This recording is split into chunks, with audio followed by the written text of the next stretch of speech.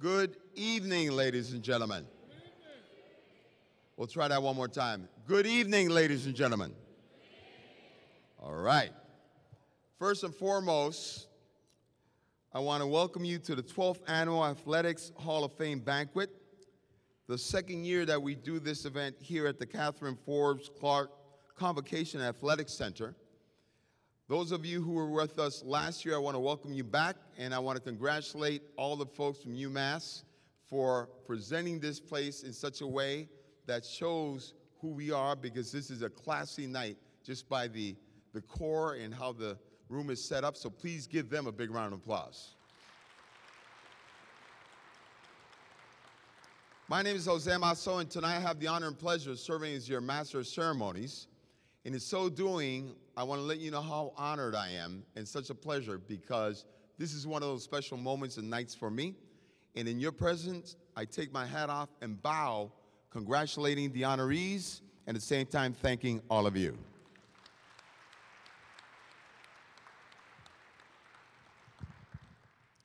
So at this moment, let me announce the Hall of Fame inductees. And I will do so in the following order, so please give them all a round of applause as I introduce them. Starting things off, Laura Delaney George, class of '83, softball and volleyball.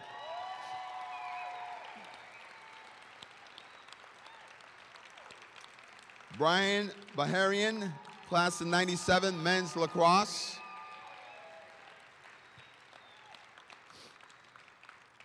Michael Beatrice, class of '78, football.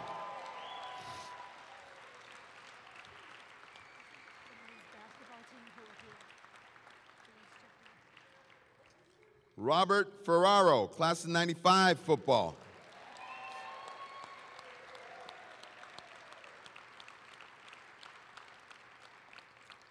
Thomas Ferraro, class of '81, men's lacrosse.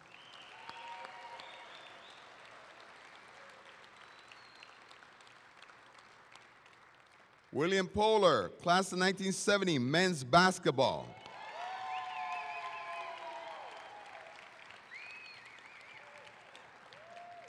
And the 1982-83 men's basketball team, Charlie Titus, Albert Holland, Robert Wizus, Paul Joseph Costa, Cedric Daniels, Kenneth Avery Hall, Barry Johnson, Roscoe Patterson, John Rice, Michael Paul Shea, Nate Smith, Anthony Tippett, Robert White, Thomas Williams, and John Nicaros. 1982-1983 men's basketball. Ladies and gentlemen, our inductees for the Hall of Fame this year, 2014. At this moment, I'd like to introduce a young lady by the name of Dina Beauchamp. She's a UMass Boston Women's Studies pre-med concentration student. She is a member of the Boston Choir female vocalists, and she will sing the national anthem. Ladies and gentlemen, please join me in welcoming Dina as she performs our national anthem. Dina.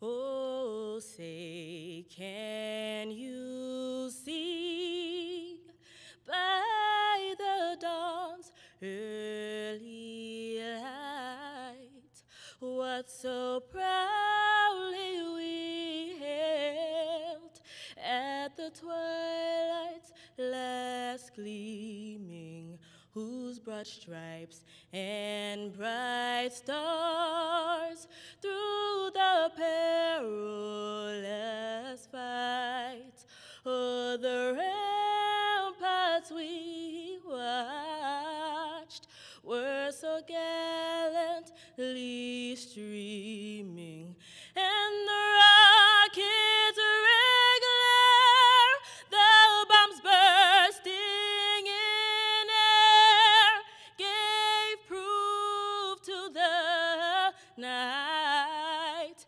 that our flag was still there. Oh, say does that star-spangled banner yet wave o'er the land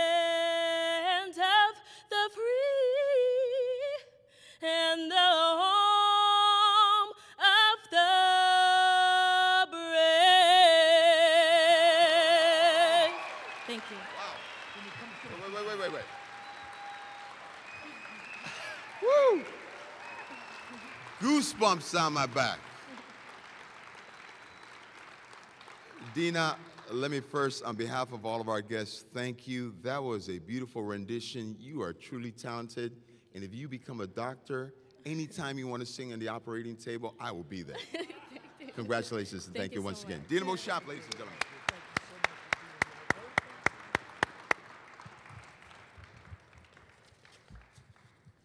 Let me take a moment once again to thank our extraordinary caterers this evening. Give them all a big round of applause, please. And at this moment, bring a dear friend. He's the Vice Chancellor here at UMass Boston. For some opening remarks, we please welcome Vice Chancellor Charlie Titus. Charlie. Thanks, man. Appreciate it.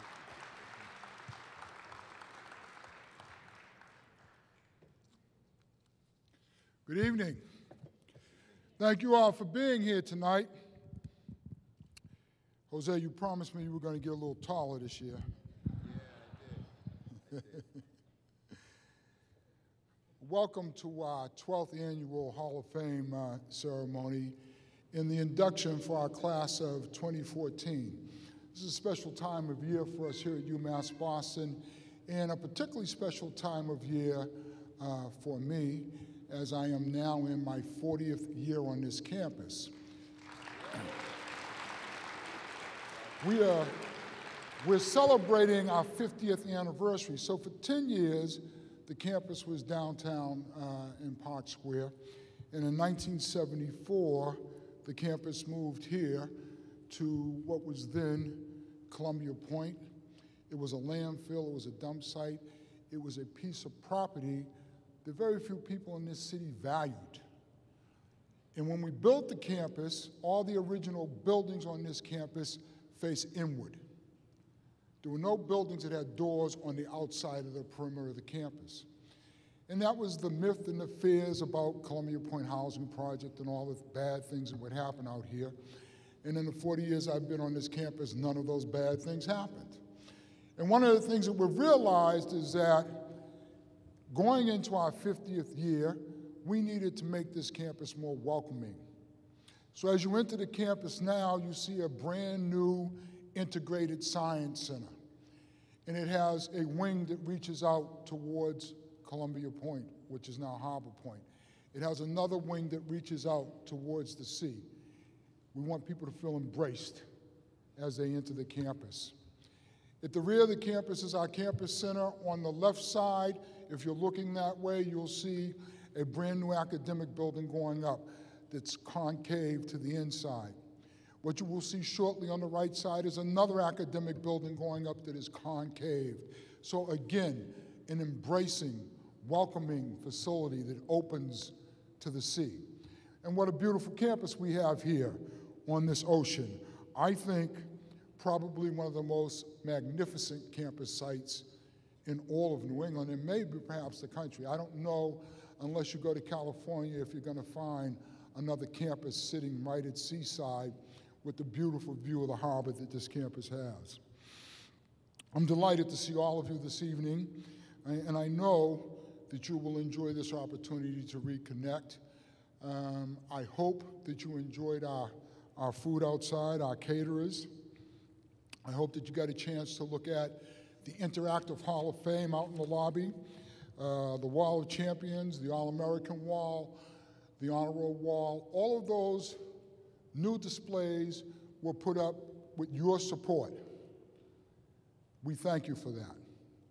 Without you, we cannot continue to grow these programs in the way that we think are fitting for the institution. You know, one of the things that we have here in athletics as we complete our 5-year strategic plan is this vision that we should mirror the excellence of the entire institution. If you saw recently in the New York Times University Report, the university was ranked in the top 100 in the world. The top 100 in the world.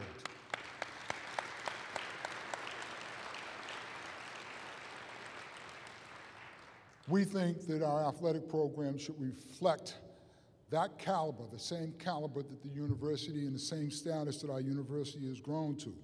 We're grateful for the kind support that you and others are providing. It makes a significant difference in a team's motivation, a team's ability to compete, the quality of each student-athlete's experience, and that so many of our teams have done so well over the years is a tribute to our student-athletes, our coaches, and to you, those of you who support us. We're grateful. Our inductees this evening include 6 individuals and 1 team. The background of tonight's inductees you'll find in your programs on the table, along with information on other inductees. I want to take a minute now and ask all current members of the UMass Boston Athletic Hall of Fame to please stand and be recognized. All those that have already been inducted, please stand and be recognized.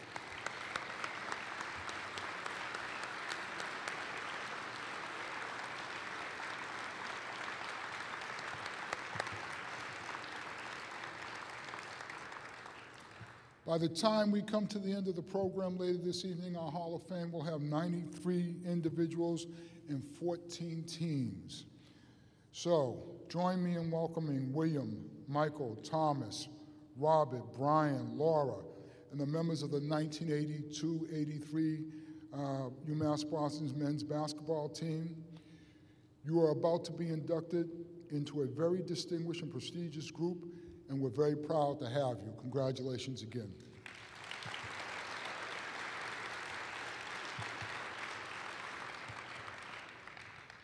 As I said earlier, and as many of you know, we are currently celebrating our 50th anniversary. That's a major milestone for the University of Massachusetts at Boston, which on June 18th, 1964, the Massachusetts legislature established the University of Massachusetts Boston, opening its downtown campus in 1965 at a renovated building in Park Square in downtown Boston. Athletics and recreation held a presence at the UMass since those early days. In 1964, facilities at the Huntington Avenue YMCA and Boston Commons were used for recreation activities until the campus was moved to Columbia Point in 1974. Very significant for us. On Monday, we had Campus on the Commons. Some of you were there, some of you probably saw it on the news. But that tie-in, and why on the Commons? Because we were in Park Square. Our original campus buildings were in Park Square. The significance for athletics, that was the athletic facility, the Boston Commons. So we were happy to be there and proud to participate. In 1964, facilities at the Huntington Ave YMCA and Boston Commons were used for recreation activities for the intramural programs in softball, touch football, basketball, racquetball, swimming. When we moved to this campus, those programs continued along with sailing and more. At that time, the athletic facilities were a gym. Laura Delaney, you remember the gym in McCormick Hall with the balcony over the top that the players used to call the Oyster. We began to offer sailing down at the waterfront. We had squash courts in that building. We had, in the Wheatley Hall, we had a swimming pool. It was very interesting. It was a pool, and the deck of the pool was actually the cafeteria. So people would go in the cafeteria, get their food, and look down at people swimming like they were at an aquarium or something. Quite a setup. In those days, our buildings were named Building 1, Building 2, and Building 3. We didn't have names for the buildings. Our intercollegiate program was established in 1974 with the transition of our men's club basketball to intercollegiate competition. Men's club basketball was the first team on this campus, and that team has been inducted into the Hall of Fame. Men's ice hockey and women's basketball will follow in 1975. And 1980-81 was the initial academic year that UMass Boston was accepted to full membership in the NCAA and the ECAC, Eastern College Athletic Association. That same year, the university instituted a separate athletic fee and hired the first director of athletics and recreation, and I'm proud to say that first director is still here.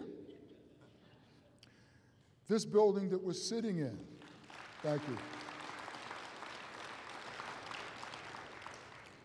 This building that we're sitting in, the Catherine Forbes Clark Athletic and Recreation Center opened in January of 1981. Now you might say to yourself, well, if the rest of the buildings on this campus were opened in 74, why 81? The governor at the time, Michael Dukakis, felt in his wisdom that because this was going to be a commuter school, that it did not need a big athletic facility. So this athletic facility was taken out of the original plans to build.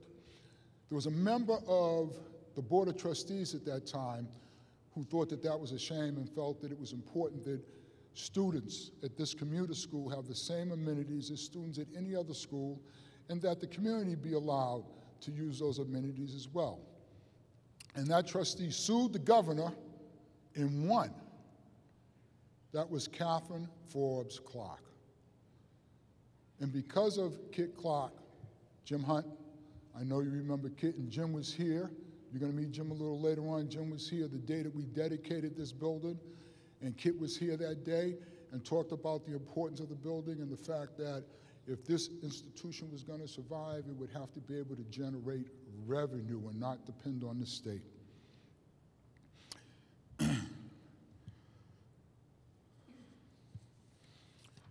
Our student-athlete population has grown from 166 in 1981-82 academic year to over 300 in the 2014-15 academic year. And more significantly, after winning just 2 championships in the Little East and the ECAC from 1980 to 2000 and having just 3 NCAA teams in that period, one of which is here tonight, the Beacons have captured 8 regular season titles and 9 tournament titles in the Little East since 2000. We've made a number of appearances in the NCAA. We've gone as far as the Final 8 in women's volleyball, and we've developed track All-Americans. We're very, very proud of what's happened here at this university.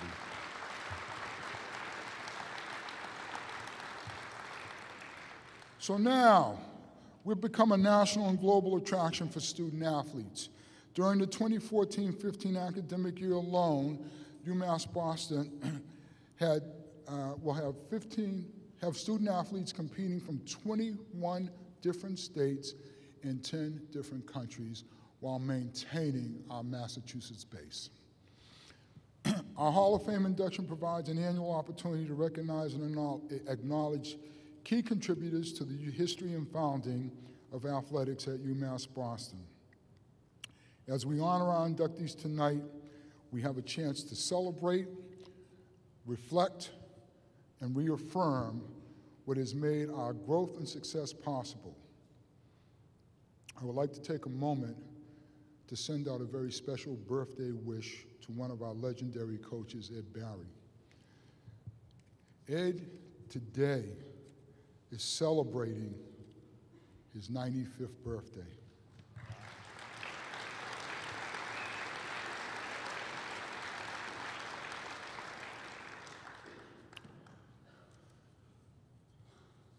He's a 203 Hall of Fame inductee. Coach Barry is one of the most recognizable names in all of Boston State College history. Although he cannot be with us here tonight, we want to recognize and thank him for everything he has done for UMass Boston and Boston State. In 1962, Barry founded the men's ice hockey program at Boston State.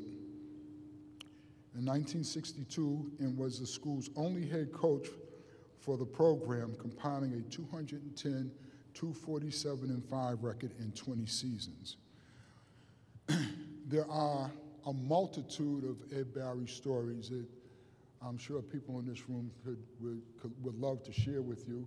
I know he used to tell me that when he started at Boston State, he recruited a lot of athletes by promising them a full scholarship to Boston State College, and all they would have to pay was a small fee of $100. What the guys found out when they got there is that tuition was only $100. That was it. While behind the bench, Coach Barry worked with and mentored some of the greatest hockey players to ever compete at Boston State, many of whom are with us tonight, many of whom have been so supportive of our efforts here at UMass Boston. A tremendous athlete in his own right, Coach Barry epitomized what it meant to be a collegiate coach, helping to start what has become the second largest college hockey invitation in the country, the Codfish Bowl. Coach Barry has forever left his mark here at UMass Boston.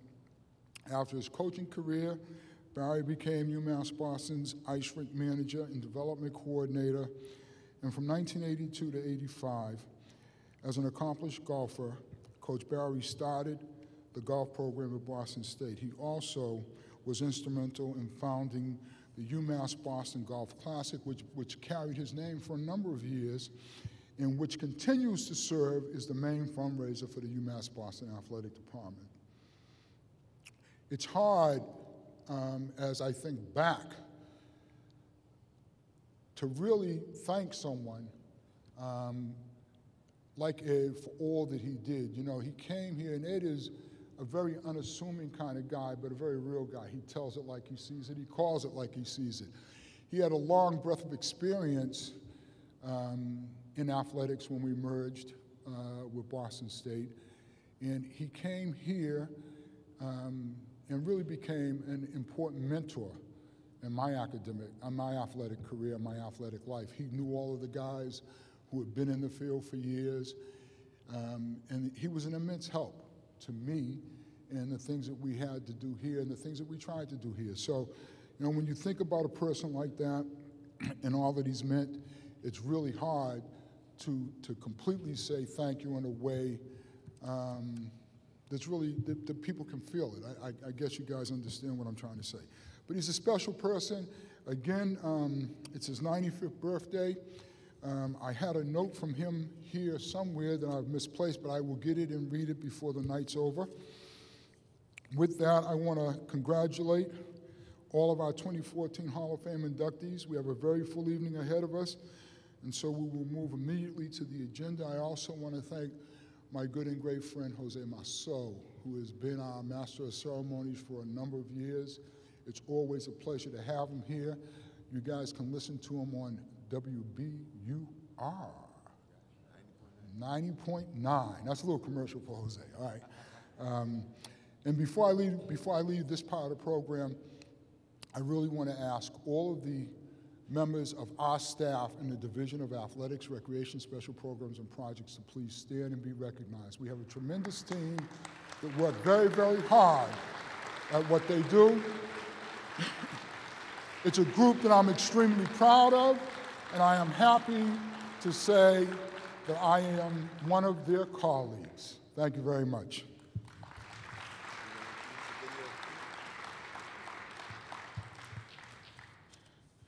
Okay, so for those of you who know our Chancellor, Dr. J. Keith Motley, you know he is an energetic, enthusiastic gentleman.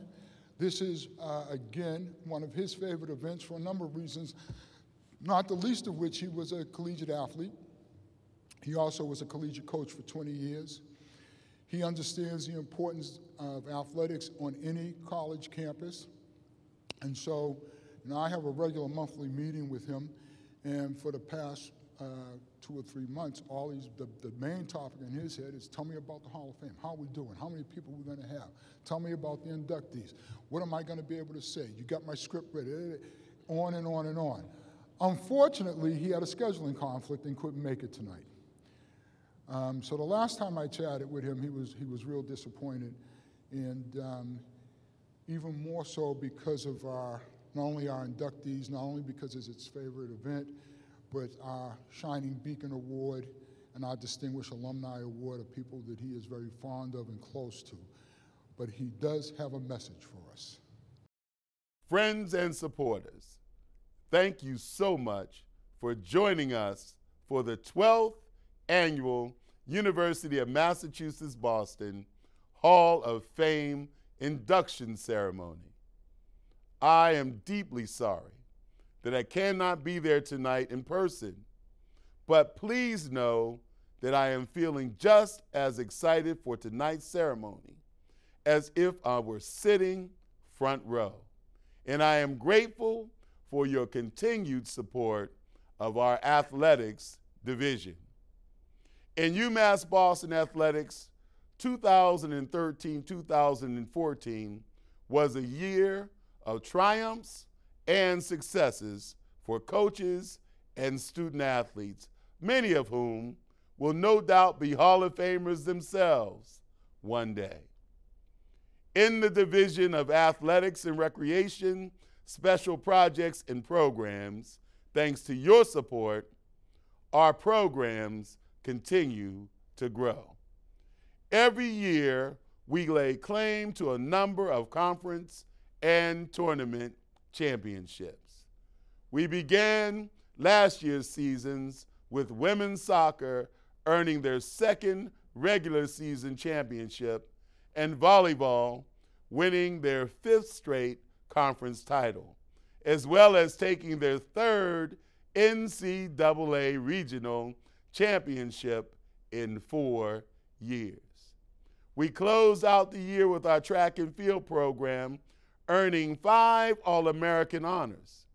Junior Carl Joseph becoming the first 3-time All-American for the men's track and field team in the high jump, and sophomore Hillary McGuffey becoming our first 4-time All-American in over 30 years and being voted the Little East Conference Indoor and Outdoor Track Athlete of the Year. UMass Boston student athletes continue to experience unprecedented success in the classroom as well.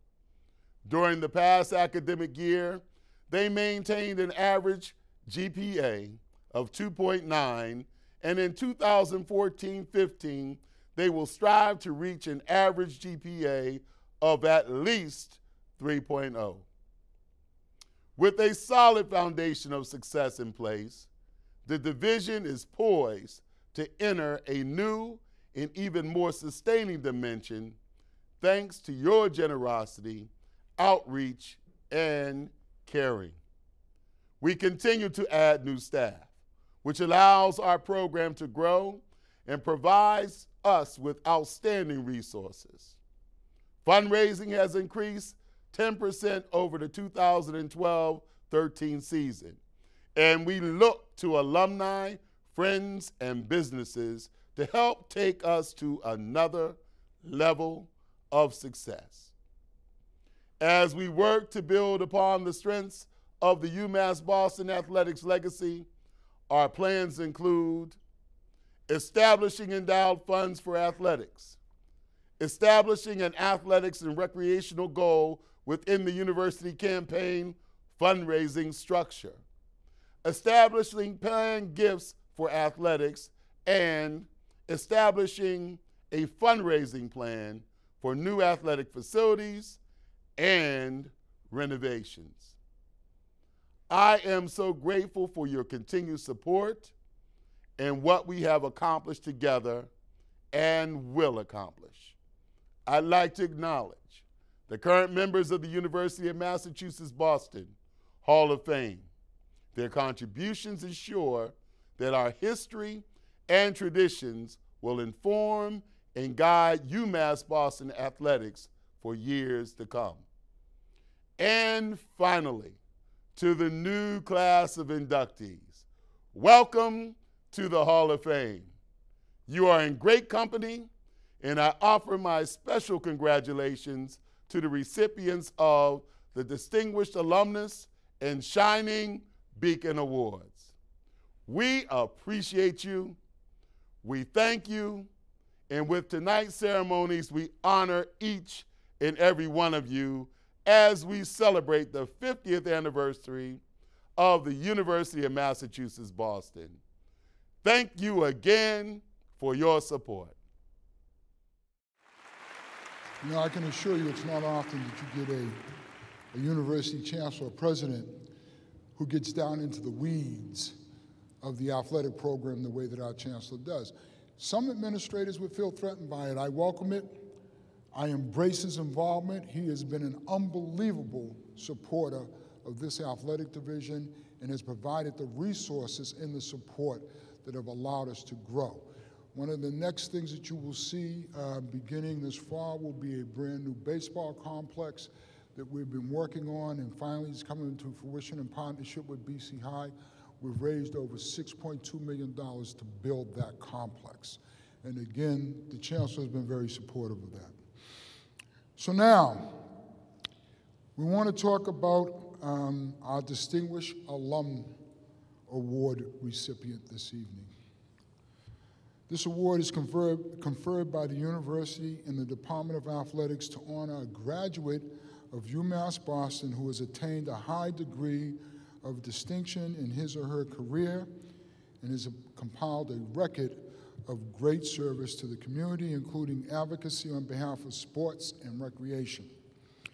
The recipient is a person who enriches the world and brings honor to self, family, and to the UMass Boston. A person who has displayed a commitment to nurturing the human spirit, human potential, and is committed to the goals of diversity and fairness. James W. Hunt, Jr., PhD, attended Boston State College and graduated in 1980 with a Bachelor of Science in Management and Political Science. He attended Boston University and received his master's degree in Urban Affairs in 1985. He received a Doctorate of Philosophy degree in Interdisciplinary Studies at the Union Institute and University, where he focused on health policy, public health, historical analysis, consumer empowerment, and political science. Mr. Hunt has been the President and Chief Executive Officer of the Massachusetts League of Community Health Centers since 1979. Over his 30-year tenure, Hunt has focused on stabilizing health centers, financing, expanding health center services to the homeless, seasonal farm workers, and persons with disabilities, developing the healthcare center workforce, and replicating best practices across the healthcare center network. More recently, Mr. Hunt has helped to steer the Commonwealth's 52 health centers through the uncharted waters of health reform, where health centers are at the forefront of the state's efforts to implement near universal coverage for its residents. In recognition of his leadership on behalf of community-based health care, Mr. Hunt has sat on several state commissions and was named a founding member of the Board of Directors of Blue Cross and Blue Shield of Massachusetts Foundation. On a national level, Mr. Hunt is certified as an association executive through the American Society of Association Executives. He is the former president of the National Association of Community Health Centers and was the 1996 recipient of the prestigious Johnson & Johnson Community Healthcare Award for an innovative health outreach project for Greater Boston's underserved women and children. Mr. Hunt is an adjunct professor at the Sawyer School of Management at Suffolk University, and in 2005 was the first Geiger Gibson Distinguished Visitor at the George Washington University School of Public Health and Health Services. The award is given to an individual who has exhibited extraordinary and sustained leadership in community health policy. James is a current member of the UMass Boston Alumni Board. He is a friend. He is certainly committed to the ideas that we espouse here at the university. Please join me in expressing our deep appreciation to the 2014 Distinguished Alumni Award recipient, James W. Hunt.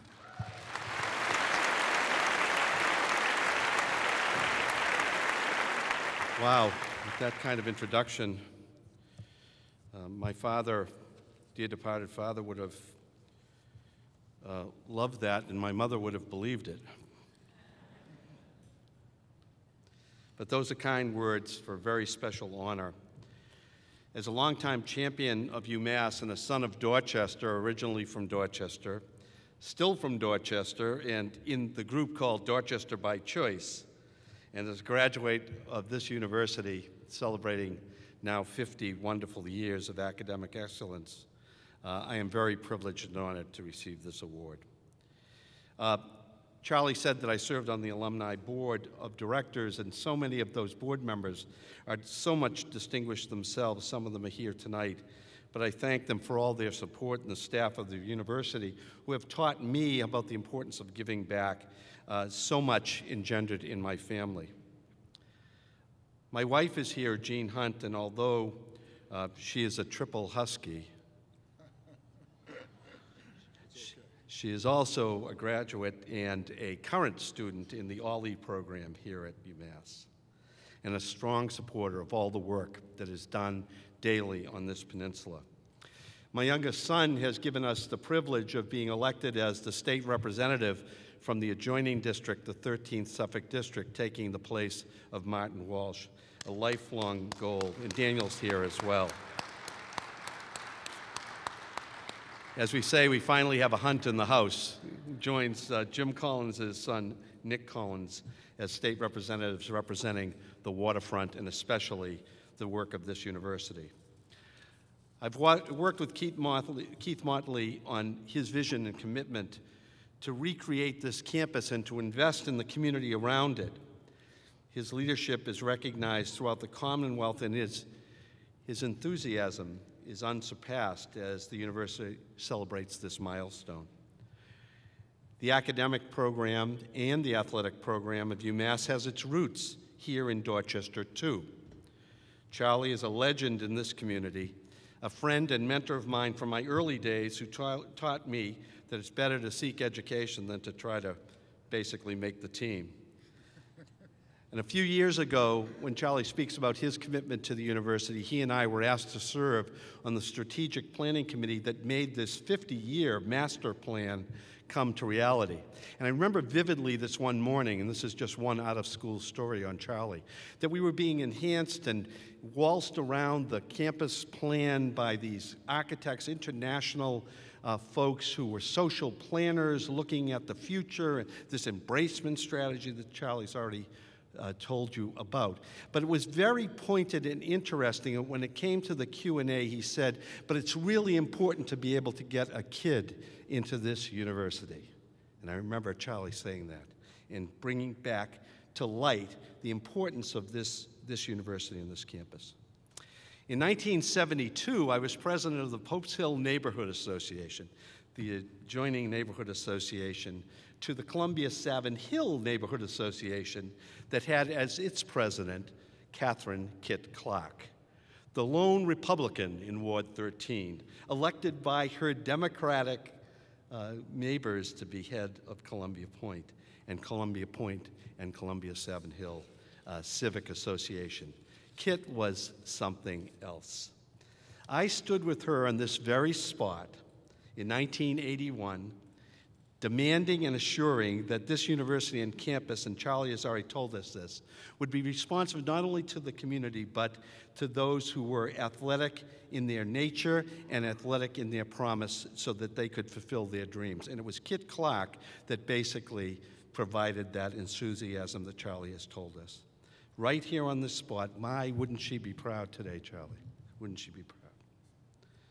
My own life circumstances took me from politics on the Democratic side to service in the nonprofit world of community health centers. This included an elongated educational pathway at Boston State College. The support I received at State and now from UMass helped me to focus my career on association management and a trajectory toward becoming CEO of the Mass League of Community Health Centers, the health center association that was so fractured at that time on geographic, racial, and cultural lines. I was given the chance to lead the league in 1978, and from Beacon Hill to Capitol Hill, I worked in spreading the good news about community-based health care that's taken me from coast to coast, and frankly, the opportunity with Keith and others to travel across this world to talk about and with people who don't have access to basic health care on the front pages of our newspapers today.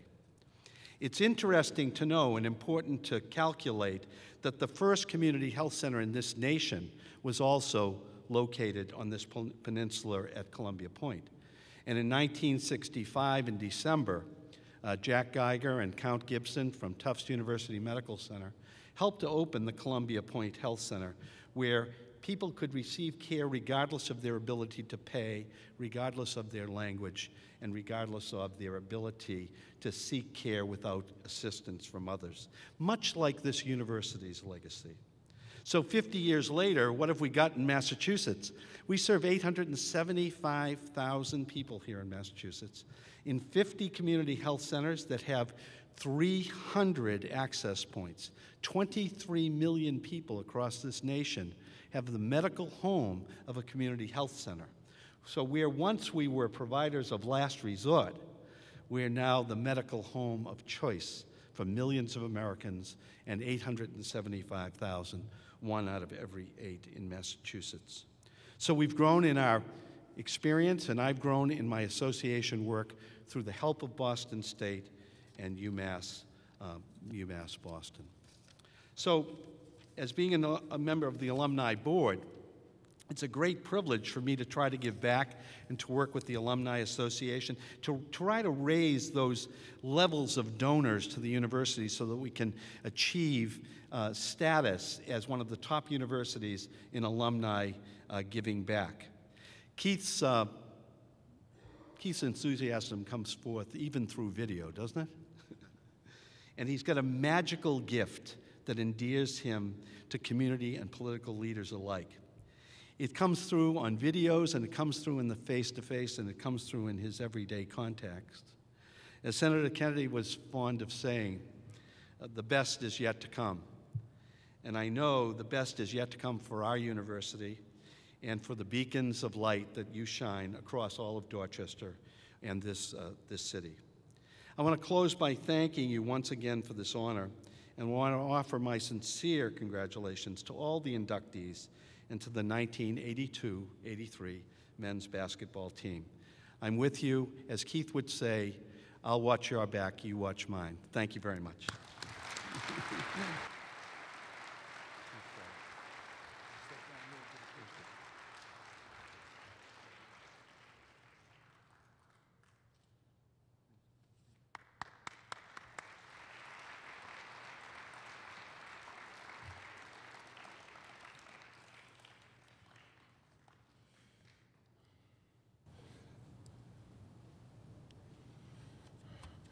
Thank you, Jim. That is a great example of, in my opinion, distinction. Someone who has brought honor to himself, his family, and our great university. Give another hand for Jim Hunt, please.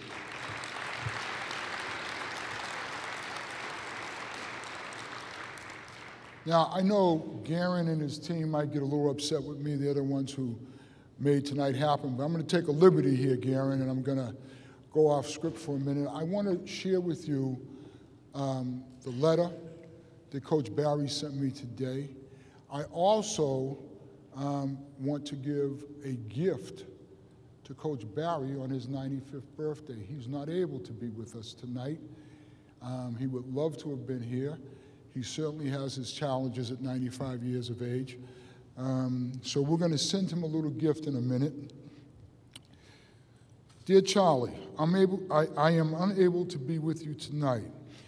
It's hard to believe it has been 12 years since the Athletic Hall of Fame was founded at the university. This is due in large part to your efforts, along with the efforts of many of my former hockey players at Boston State College. I would like to name them all, but certainly Dick Leahy, Dick Kelly, Ed Sullivan, Bob Reardon, Bob Quinn, John Cacamo, Vin Donovan, Dan Ray, Peter Cagle, Tom Reardon, Bob Russell, Bill Berglund, and Ray O'Malley come to mind. Seeing as I have achieved 95 years of age today, I ask that that any omission on my part be overlooked. I think that's a reasonable request. It has been one of the more rewarding parts of my life to see so many youngsters become successful husbands, fathers, and businessmen. I want to thank all of you that took the time to look in on Patricia and I as the years have gone by. I would also like to salute two of my departed co-workers who have had a big hand in the continued growth of our hockey program, James Gus Sullivan and Bob Barry. They were not only friends, but leaders as well. James Gus Sullivan was the legendary athletic director of Boston State who built that program and made it a national name. Lastly, Charlie, I want to congratulate you on your many successes and achievements. I know this will continue for many years into the future. It was a pleasure knowing and working with you at UMB, your friend Ed Barry. And so we have a birthday cake. Would you wheel that cake over here, please?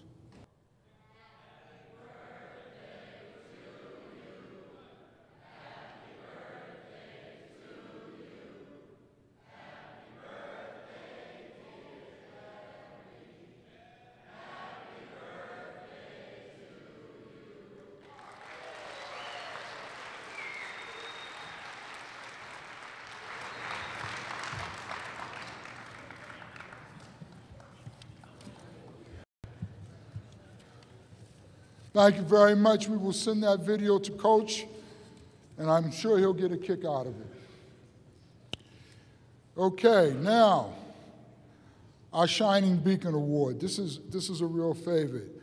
It's now to confer the Shining Beacon Award. This internal award is given to a member of the university community who does not work in the Department of Athletics, but has made major contributions to the success of student athletes and has moved us closer to achieving the mission of athletics.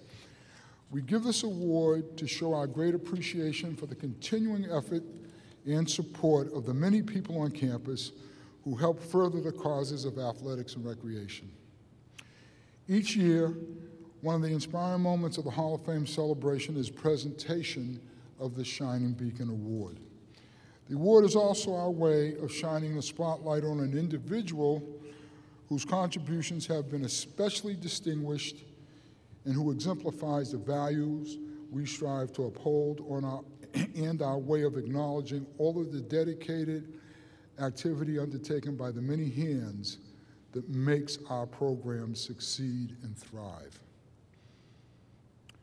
This year's winner, Thomas, grew up in Jamaica Plain, attended both Boston and Quincy public schools. He attended the Peterson School of Steam Engineering in Boston and acquired a first and second class fireman's license, a refrigeration technician license, and earned a third class engineer certification. He started working at Boston State College in 1974 and was there for 10 years. Thomas came to UMass Boston and worked as assistant director of the Facilities Administration Department. He now works for UMass Boston as a utility plant operator, operating 4 chillers, 2 1,250-ton and 2 2,500-ton train units. In 15 years of service, he has received 5 promotions, 5 upgrades, foreman, HVAC foreman, maintenance working foreman, UPO, and chief UPO. Thomas is a member of the International Brotherhood of Firemen and Oilers. Our recipient has demonstrated exceptional service, embodied an excellent work ethic, and has been very instrumental in the progress and success of the University of Massachusetts, Boston. Now, you would say, why in the world is athletics celebrating a guy who's an engineer?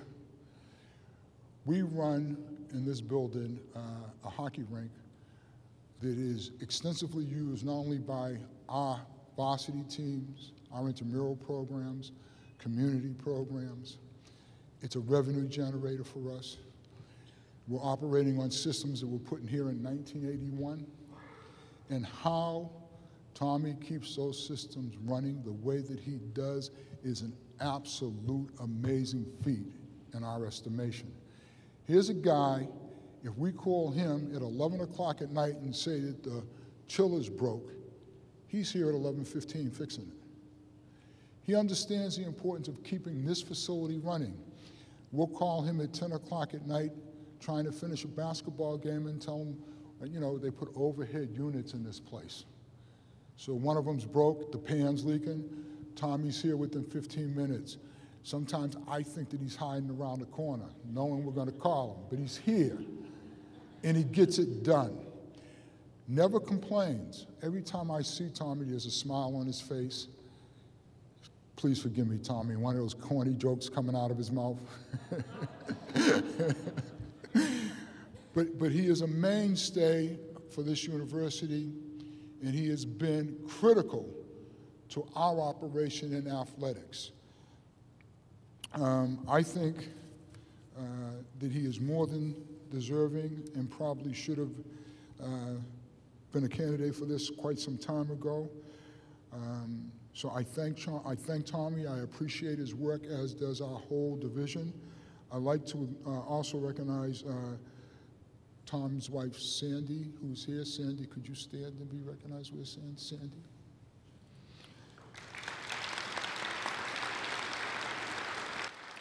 His son, Derek, and his daughter, Jennifer, please stand.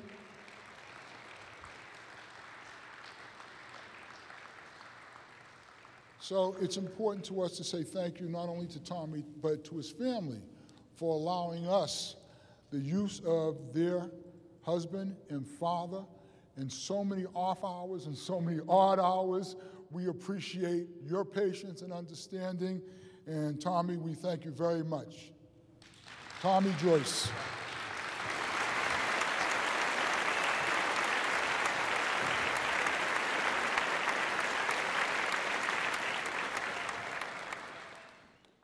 I would like to take a couple of minutes here just to thank people that behind the scenes you don't see. I have utility plant operators working tonight 37 feet underground underneath the library. When I took the chancellor into the plant, he looked up in the air and looked around and said, "I've been the chancellor here. I didn't know this place existed." So my thanks to everyone. No one gets here alone. Thanks very much.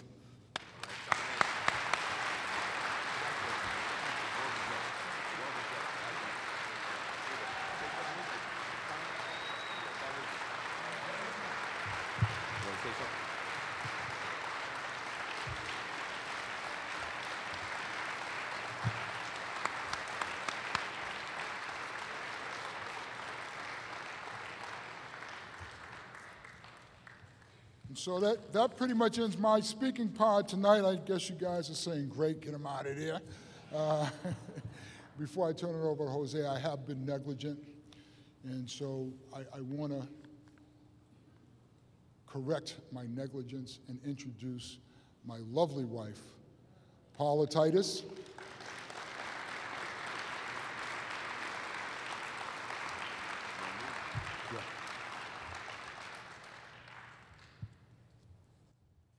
Thank you. Thank you very much. Charlie Titus, ladies and gentlemen, our Vice Chancellor.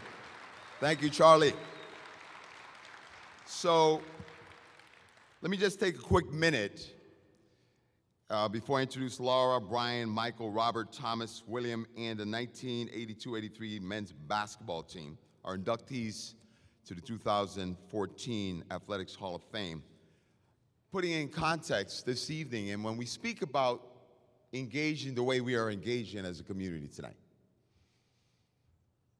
I don't know how many years I've been doing this with you now, Charlie, but you know, this past August 5th, I turned 64 years old. 64 years old, and I realized, thank you, I realized, and I'm in the same group of many of you, that with every passing day, I have more yesterdays than tomorrows, more past than future. And so that every single one of these days is so special. And this morning, just like I do every single morning, I meditated.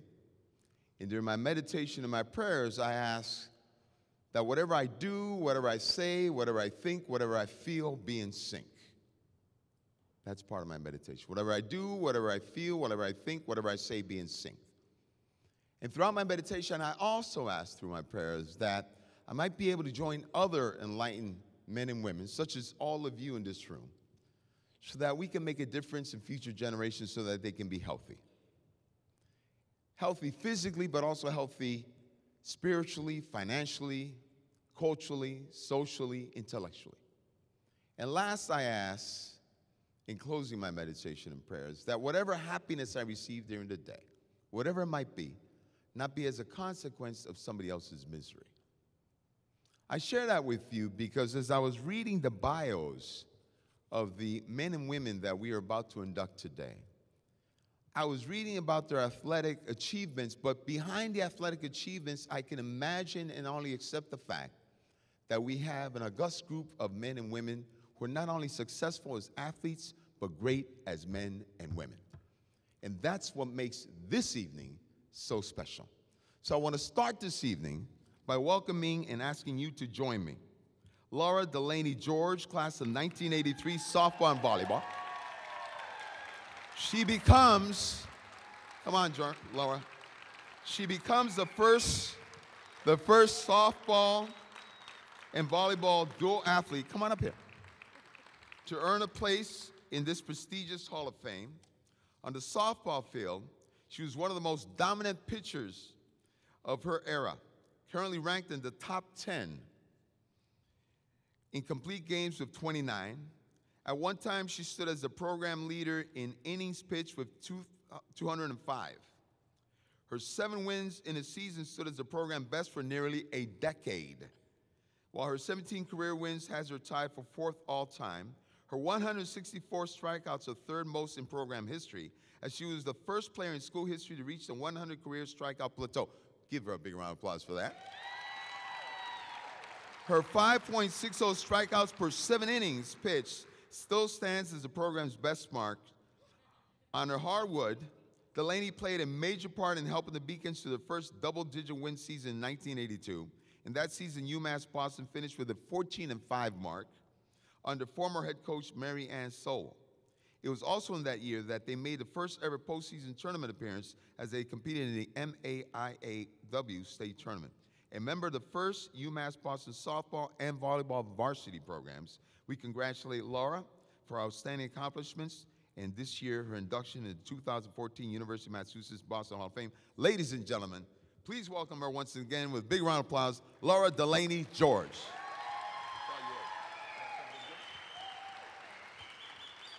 Thank you. I am privileged and honored to be here this evening. I want to thank the selection committee for choosing me to be inducted into the Athletic Hall of Fame. Congratulations to my fellow inductees. As the youngest of 7 children, I was born onto a team, Team Delaney. I loved sports from day one. With 6 siblings and over 40 first cousins nearby, I did not lack for teammates. Growing up in Dorchester, you name it, we played it. In grade school, my first organized sport was CYO softball, where I played with my cousins and ultimately my older sister, Patty. I begged her to let me play on her team because they were older and the competition was better. I spent grades 7 through 12 at Boston Latin Academy playing volleyball, basketball, bowling, badminton, and softball. Yes, badminton was a varsity sport. Oh my God. Shout out to some of my teammates who are here tonight. Thank you. Upon arrival at UMB in the fall of 1979, the first order of business was to find out about volleyball.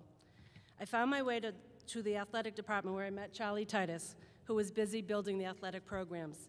Charlie said, "We do have a team, but we may need more players."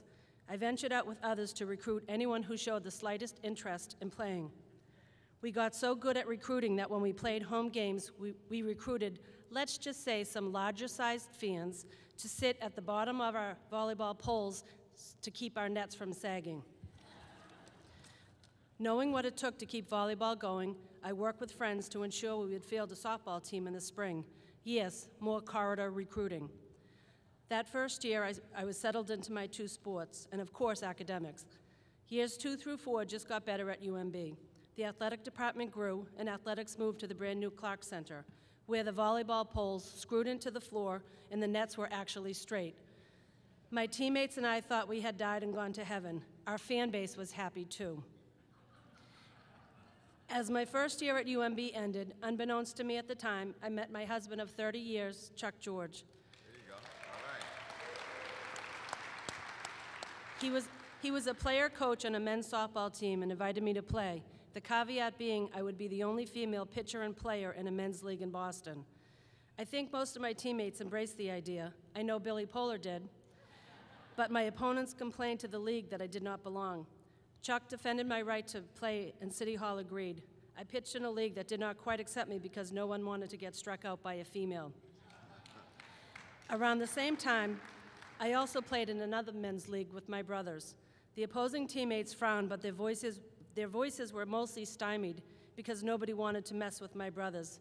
Thanks, John and Timmy. My experiences at UMass and playing softball with the men bolstered my determination to succeed both on and off the field. I was taught from an early age, if you want something bad enough, you have to work hard for it. I wanted to continue playing sports while I was in college, and I wanted to receive an education to get a good job. I accomplished that. I was accepted into the management program and truly loved the model. I got to take classes in multiple management disciplines before I had to declare a major. I now realize that it was the first-year recruiting jobs I had with my volleyball and softball teams that planted the seed which made me focus in human resources. As I reflect upon my athletic career, I know what I learned is still applicable today in my current profession as an HR director and in the hardest job I have ever held, parenting. I have learned to persevere, to play well, get along with, and rely on others, to ask questions, to improvise, to set goals, to learn from mistakes, to work hard, to have patience, to have fun. In closing, I want to extend a sincere thank you to my first teammates, my mom and dad, long departed, siblings and cousins, my sports teammates throughout the years. As we all know, there is no I in team, my coaches, friends, and extended family for their support, UMass Boston for the education I received in both the academic and athletic arenas. A special thank you to you, Charlie, for growing our initial club teams into reputable collegiate teams. And lastly, thank you to my husband and daughters. I am so proud to be your wife and teammate, Chuck, and proud to be the co-captain and mother, teacher, mentor, coach, cheerleader, and player to Team George, currently comprised of our 4 daughters, Erin, Anna, Marin, and Amelia, granddaughter Jayla, significant others Koji, Jason, and Kos, and new grandbaby to be. Thank you again. Enjoy the rest of the evening.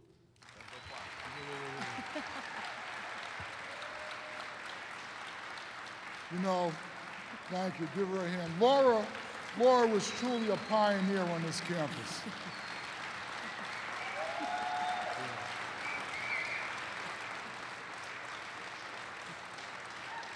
I'm going to share with you a story that Laura did not share with you. There was one year we had a problem with coaching. Is Terry Condon still here? Terry back there. Terry is our highly successful current women's volleyball coach. And one year we had a problem with coaching and we had to find a volleyball coach. Remember that? Guess who the coach was? Terry. And we won. Yep. Actually, I was the coach in name only. I didn't know a lot about volleyball in those days. Laura did all the coaching. But we had a good time and we won. We did. Congratulations. Thank you, Charlie. Thank you. Thank you very much. Thank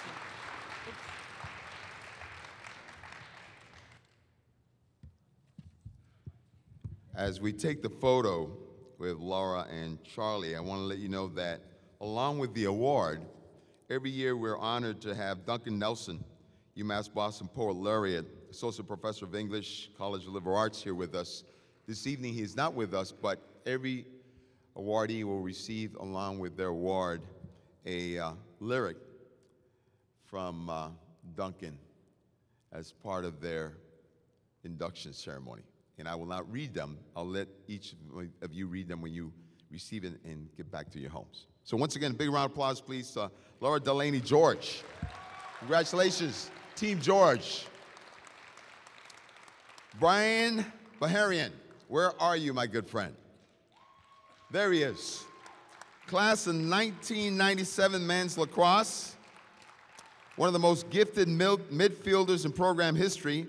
Brian will be one of 7 new members to be honored this October in the university's annual ceremony. A 2-year member of the lacrosse program, he forever left his mark, recording 116 career points for the Beacons, named a Pilgrim League Southeast Division and All-New England honoree in 1996. He was also selected to compete in the prestigious USILA North-South All-Star Game, currently ranked in the top 15 in program history in points. In a career, Brian closed out his final season with an impressive 35 assists. His 5 goals in a single quarter, which he recorded on May 6, 1995, against Division II American International College, sits second most all time. After just 2 short seasons, he sits in the top 15 in career assists with 47. His 12-man up goals in 1995 have him sitting third on the all-time single-season list. And during his 2 seasons at UMass Boston, he helped the Beacons to a combined 27 overall record under former head coach Miles Berry. We congratulate Brian Baharian for his outstanding accomplishments and his induction into this year's University of Massachusetts Boston Hall of Fame. Ladies and gentlemen, Brian Baharian. Congratulations, my friend. Very impressive. Thank you. Good for you. Please, mic's on you. I'll make this quick. I brought my young children with me and some of their friends, and they're anxious to get their hands on that cake. So I'd like to, just a couple quick thank yous. One, certainly to the university. The university helped me find the direction I needed in life to graduate school and then, of course, become successful in business. Secondly, I'd like to thank Charlie Titus for supporting the men's lacrosse team all these years. And lastly, Miles Barry. He was my coach for the men's lacrosse team in '96 and '97. And I needed some guidance, along with just being here at the university and walking the halls. I was a transfer student the first few years at a different university. Coming here, I really found myself. And some of the help that I needed was, I needed to get back into athletics. And Miles Barry found me in the hall, said, I heard you play lacrosse. Why don't you come out for the team? And I did, and I never looked back. So thank you very much, Miles. I know you're sitting out there somewhere. Brian, congratulations. Thank you very much. Here you go, Brian.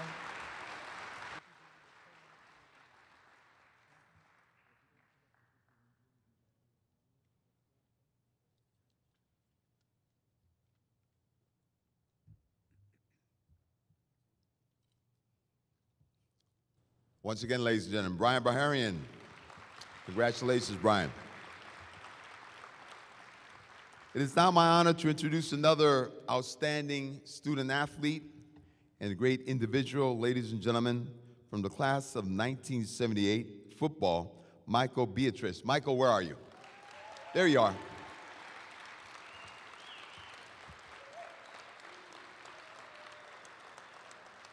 Michael looks like he can still run through the middle, man.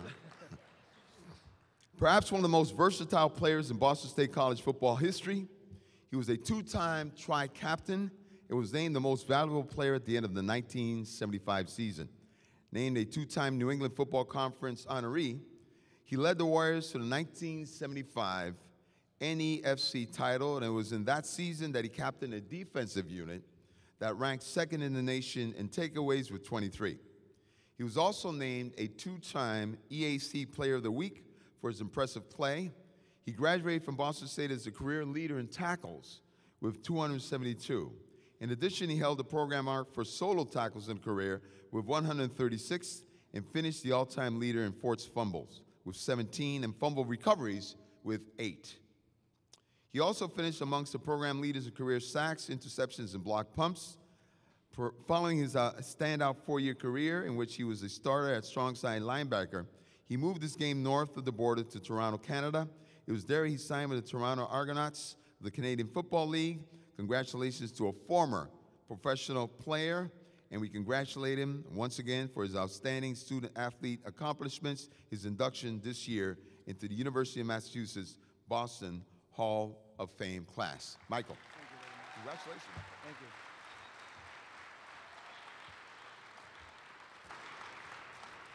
Thank you very much.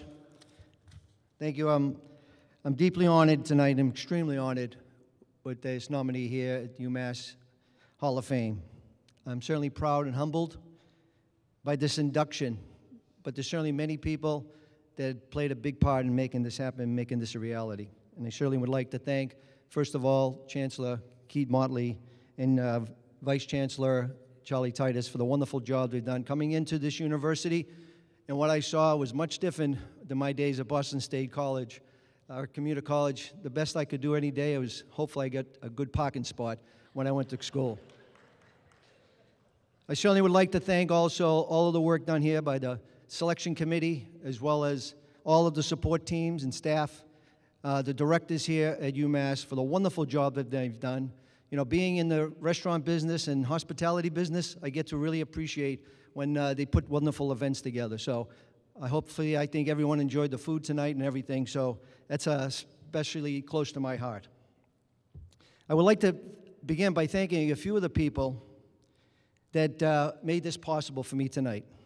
There was some men that came together to make this a reality for me, and I want to take the moment to thank them. First of all, I'd like to thank Mike Brown, a teammate, close friend, and a coach.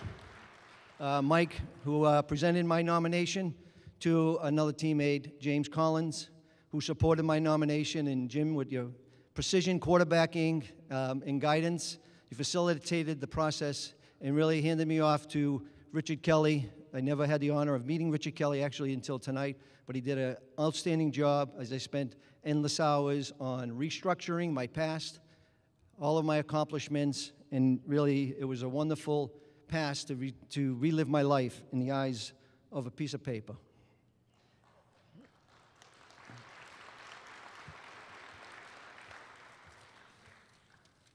I also would like to congratulate all of the recipients tonight and all of the people being inducted and all of the present Hall of Fame members. I've had the honor of knowing and playing with some of the Hall of Fame members. Some of them are here tonight. Billy Rayfuse was my captain on my freshman team, as well as Earl Garrett. Billy Joyce, who I had the honor of playing with Billy in my senior year as a member of the Boston State Championship team. And to Jimmy Kent, who I played 3 years with Jimmy and as captain in my 1974 and as a coach in 1975 championship team. Many years at Boston State was filled with great memories. And this is an honor to be brought back here tonight is just overwhelming. My memories are endless. I was very lucky to play with a lot of great players, a lot of players that were great men. And some of them not here tonight, some have passed on. Frankie Dente, Bobby Johnson, and Paul Pitter, who played on our championship team that year. But I was also fortunate to forge a lot of great friendships, relationships. I had an opportunity to continue my relationship with a 3-year player, Bert DiOrio, who was a great running back, a talented slashing individual, a dear friend. And you know, we've built a brotherly relationship over the years. And Billy Creanti has become a very close friend of mine, and Billy is just an outstanding offensive guard that was able to open up a lot of holes. Some of them he opened up for Bert DiOrio. I also had the honor of playing under many great coaches. I was some coaches that have gone on with great accomplishments. Larry Kaharick was the coach that recruited me out of the City League, and I had the honor of playing under him for 3 seasons before he moved on to bigger, new opportunities. I was very honored by the mentoring that Larry brought to my life. He believed in me as a player and as a leader, and certainly that was very valuable to me today in my line of work. And to Coach Mac Singleton, Coach Mac, thank you very much for taking over the reins in 1975 and bringing us to the championship. You know, that was just a topping on the career there at Boston State. We finally won that championship. It was the first championship our football team had ever won there, and it was just a wonderful treat. Thank you very much, Mac. You know, I left, and he's always had that same personality. As soon as I met him tonight, after many years, he started kidding me right away. So he just has that same personality, but Mac, I can take it now. That's all I can tell you.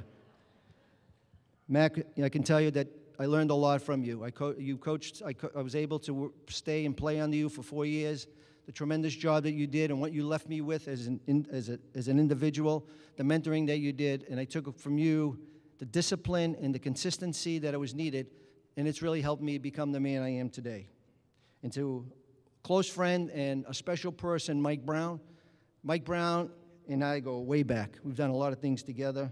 Mike is also a 3-time Hall of Famer himself, and he's a man that took me under his wing. He's mentored many people, and I'm one of those individuals that had the privilege of being mentored by Mike Brown.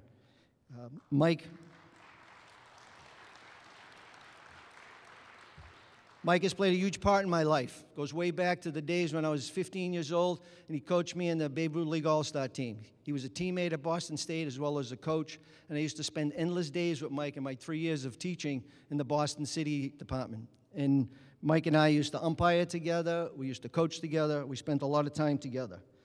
And Mike, thank you very much for taking the interest in me and treating me like a brother and watching out for me. Your mentoring meant a lot to me and made a difference in my life. Mike, you're an extraordinary and special man, not only in my life, but in many. And in the classic Mike Brown, as he always says to me, in the words of him, you're unbelievable. Mike, I love you.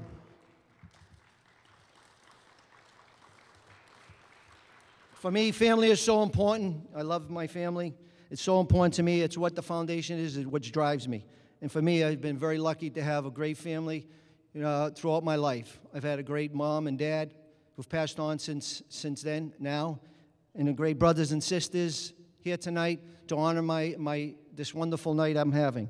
And I really appreciated all of the support you gave me through all my years, not only at Boston State College, but also at East Boston High School.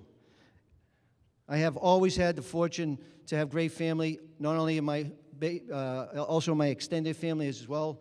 I have a wonderful father-in-law, Cliff Burry, who brought me in as a father and treated me as a father, and brother-in-laws and all wonderful sister-in-laws that have helped me, brought me in and made me a part of the Burry family. I thank you very much. And I also, just wonderful son-in-laws and nephews and nieces, and it's just been an extraordinary ride. And to my beautiful wife, Gina, of 32 years, God bless you, Gina. Thank you for all of your love and your support that you've given me every step of the way. Unfortunately, I know that I made it tough on you. Moving 11 times in 9 years was definitely more than an individual could be asked to do, but you did it. And you did it with the same amount of energy and determination that everything you've done. It was your strength and sacrifice that made a difference. You were the difference. You were the backbone of the family. Raising 3 boys, I know, was very challenging, and with a lot of the travel in my schedule, you managed to take those boys and make them fine young gentlemen. And I'm very proud of each one of my boys, Mike Jr., Aaron, and Nick. Thank you very much. And I always try to leave them with a good example. I try to leave them with, as you get older, you think you're getting wiser, and I try to leave a little wisdom to my sons. I always tell them to live life in crescendo, to always be learning, always be growing, always be living. And one of the things is that in my line of work, focus is extremely important, and I believe it's in any way of life.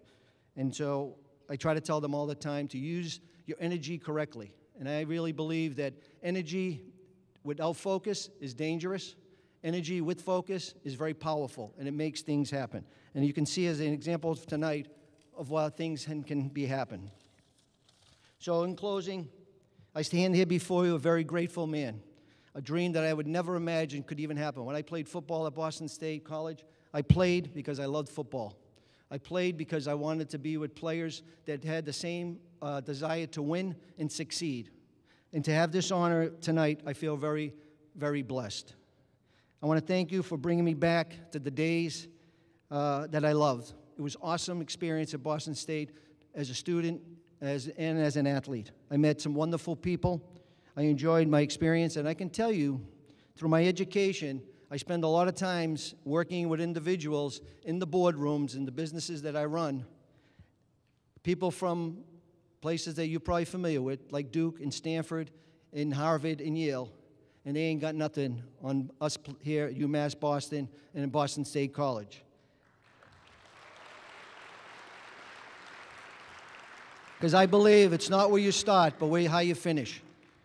So I'd like to really thank you for bringing me back to the time that I remember so vividly, and I thank you, and a place that I remember forever. Thank you very much.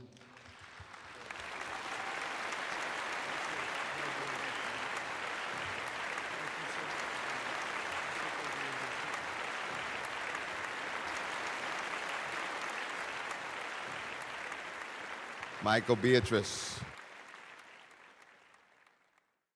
All right. Congratulations, Michael. Before I introduce our next inductee, a couple quick things. We were entertained this evening by Dale Freeman and Jody Stevens on bass. He was on guitar. They may not be in the room, but please give them a big round of applause.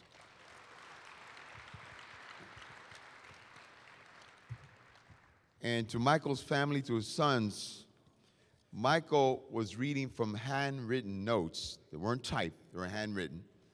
When I was 10 years old, back in July of 1960, my father brought our family from Puerto Rico, New York for a vacation.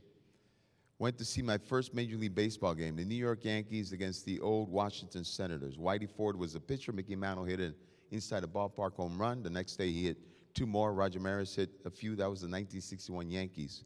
To this day, I still have the tickets for the game for my brother, my father, and I. My brother fights me every time he speaks to me because he did not keep his ticket. I did.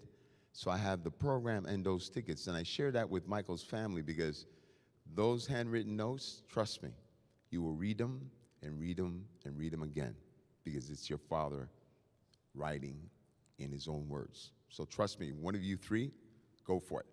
All right? There you go.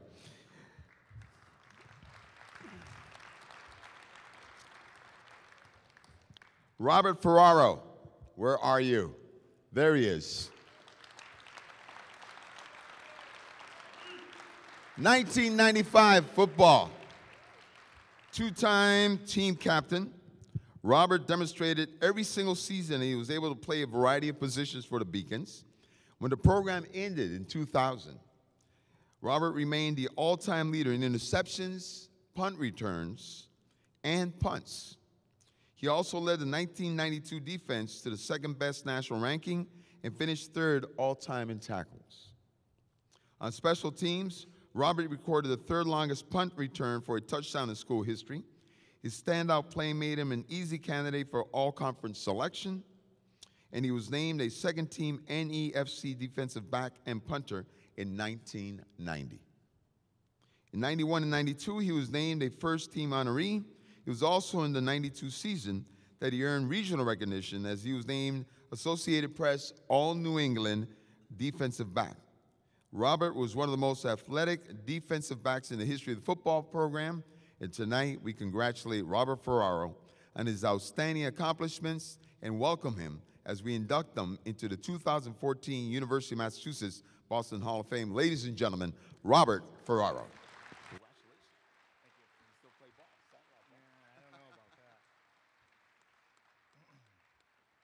Thank you.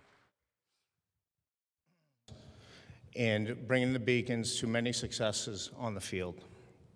So, Mark, I thank you for that. No BS advice.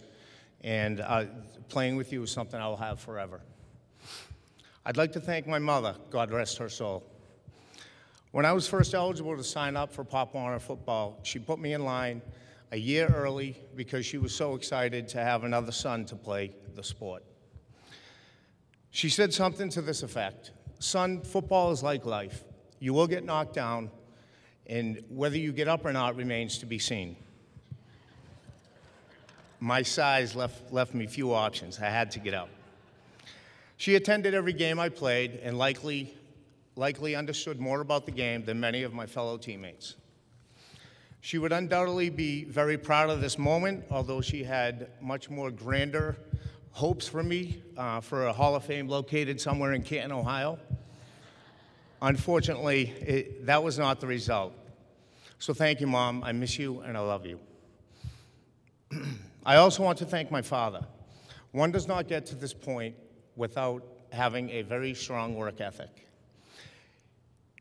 You put in countless hours in the weight room in the off season, and having that work ethic is something that he instilled in me from a little kid, cutting lawns and working with him in a flooring business that he had successfully started and is now looking for retirement. He's not only the hardest working person I've ever known, but the one person I've come to admire and respect more than anyone in this world. I can only hope that my children, Isabella and Benjamin, look at me in the same light. I love you, Dad, and thank you very much. Playing defensive back can be a very lonely job. You go from hero to zero in an instant. My friend and fellow Hall of Famer Stephen Burns can attest to that. It is a very lonely job when a team scores on you. However, it is your teammates that lift you up and get you back in for the next play. During my senior season, I looked to I set my own personal goals and trying not to not only give up a touchdown, but I did not want to give up a single catch during the season. During our opening game against Westfield State in 1992, where my sister Renee was a student athletic trainer, and her boyfriend at the time was touted as one of the best receivers in the conference. The very first play of the game, their team tried to prove just that. They tried going deep over my head. I'm proud to say I intercepted the pass, placed the ball in his chest, and asked him if he was looking for this. I'm sure my sister secretly grinned on the sideline, knowing it was going to be a very long day for him. Achievements and stats are documented and celebrated due to one's honors during the season. However, it is the off-season that really gets us ready and prepared. Our successes and failures are much easier seen when you play alongside a teammate and you can train with that person day in and day out. For me, that person was Edward McKinnon. He and I became friends from our freshman year due to our love for the sport. And we trained together and pushed each other beyond what we thought was capable. To this day, I am proud to say he's still one of my very best friends, and I would anticipate him being here at this podium in the near future. Thanks, Eddie.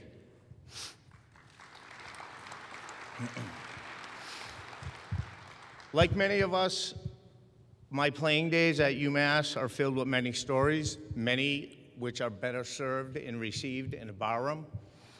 However, one story was one of the funniest moments I've ever had. We were playing Plymouth State College, the perennial power in our conference.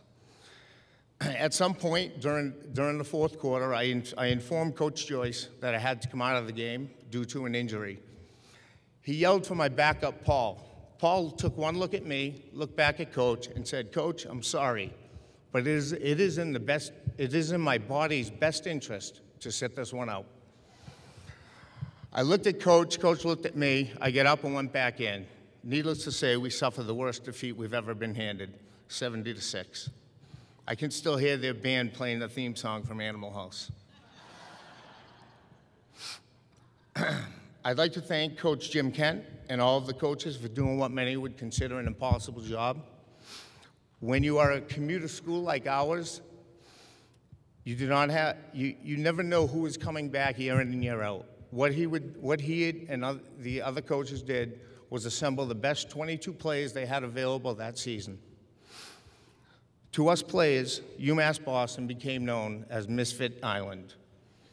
We had a collection of very talented players that, for the most part, did not fit in anywhere else except here at UMass and under Coach Kent. I played for a number of coaches in my career, but Kenta, as he became known to us, was much more than that. He is also a friend. My mother was right. In football, you're gonna get knocked down, but it's what you do next that defines you.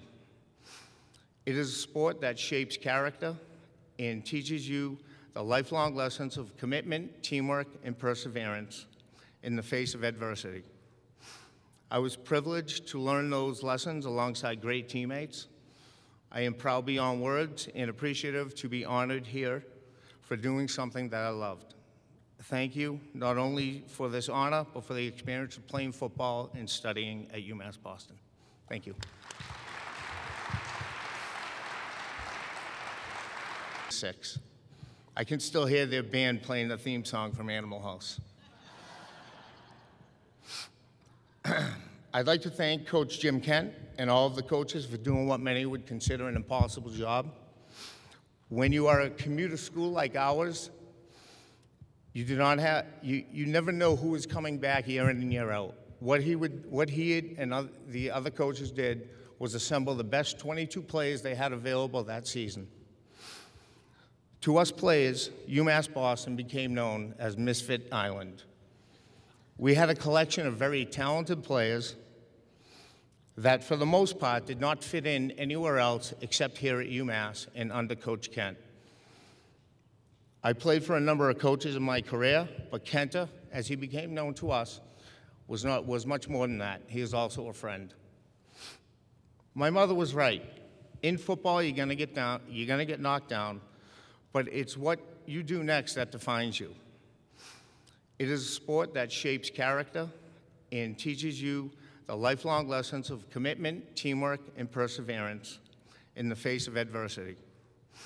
I was privileged to learn those lessons alongside great teammates. I am proud beyond words and appreciative to be honored here for doing something that I loved. Thank you, not only for this honor, but for the experience of playing football and studying at UMass Boston. Thank you.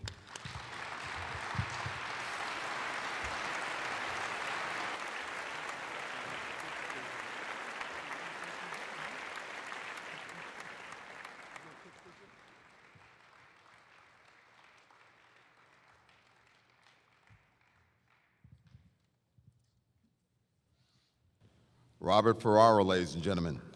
Another round of applause. Serendipity. So I walk in, there's a table that says Ferraro. Then there's another table that says Ferraro. So I figured, hey, they're family. They must be brothers, right? Robert, Thomas, not. The Ferraro family. Let me introduce you to the Ferraro family. Thomas Ferraro, 1981 men's lacrosse. Come on up. One of the most talented goalies in program history. Starter of 54 collegiate games. Thomas anchored a Warriors defense that won Colonial League titles 1976 and 78. An All-New England honoree in 1979. He was regarded as one of the greatest netminders in all of Boston State College history. Named All-Conference selection twice in 77 and 79. He was selected to play in the prestigious All-New England East-West Senior All-Star Game in 1979. And in the history books, you can find his name at the top of many different lists, including games played with 54 and career victories with 39.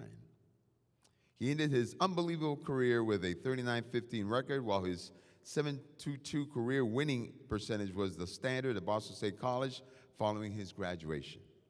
His standout play also earned him national attention as he led the country in 1977 and 1979 in save percentage. His all-time career save percentage with the Warriors, as well as his goals against average, ranked second behind all-time great and UMass Boston Hall of Famer John Yeager. We congratulate Thomas Ferraro for his outstanding accomplishments, and ladies and gentlemen, his induction to the 2014 Athletics Hall of Fame. Congratulations. Thank you. Thank you, Chancellor Motley and Vice Chancellor Titus, for this honor. Thank you for including Boston State College athletes into this Hall of Fame. Thanks to your staff, they made this job a lot easier. Thank you for letting me park on the lacrosse field. I will tell you, it's not the first time a lacrosse player from Boston State parked on a college lacrosse field and celebrated. Thank you for the selection committee for accepting my nomination. Thanks to Dick Kelly for your guidance in the process. And congratulations to my fellow Hall members. Thank you to my Boston State teammates for the honor of my nomination. It was a while ago, but I remember the practices leading up to my first game. A number of players came up to me and said something like, "We had Yeager for 4 years, and we won a lot. You better not suck." I don't know if these are twisted words of encouragement or a threat, but I hope the nominations means I did okay. Coach Webb led the Boston State teams for 10 years. There are probably 70, 80, maybe 90 players that played for him in that time frame. Coach Webb is here tonight, as well as 30 players from Boston State.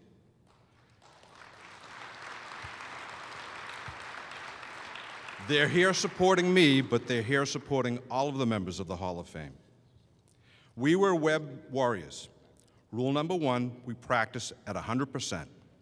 Rule number 2, we won games. Rule number 3, we protected our teammates. And rule number 4 was, we never say anything bad about someone's mother. I don't know why. We all lived in the area, and we all had similar backgrounds. We were the product of our blue-collar families. We all knew the merits of dedication and hard work, and most of us paid our own way through college. And many of us paid more in parking tickets than tuition. We did not play for trophies or awards. We played for the thrill of the competition and the respect of our teammates. If you were a very talented lacrosse player, you were not put on a pedestal. You were expected to play like a very talented lacrosse player. If you were inexperienced, then you were expected to play a fast and physical game and contribute to the team any way that you could. We didn't have people, we were the people. We were the crew that lined our own lacrosse field before every game. We broke the cages down every day, put them in someone's car, and drove them out to Smithfield 5 miles away, day in and day out. That was our job. Except for my parents and Bussy Adams' parents, most of the time we were our only fans.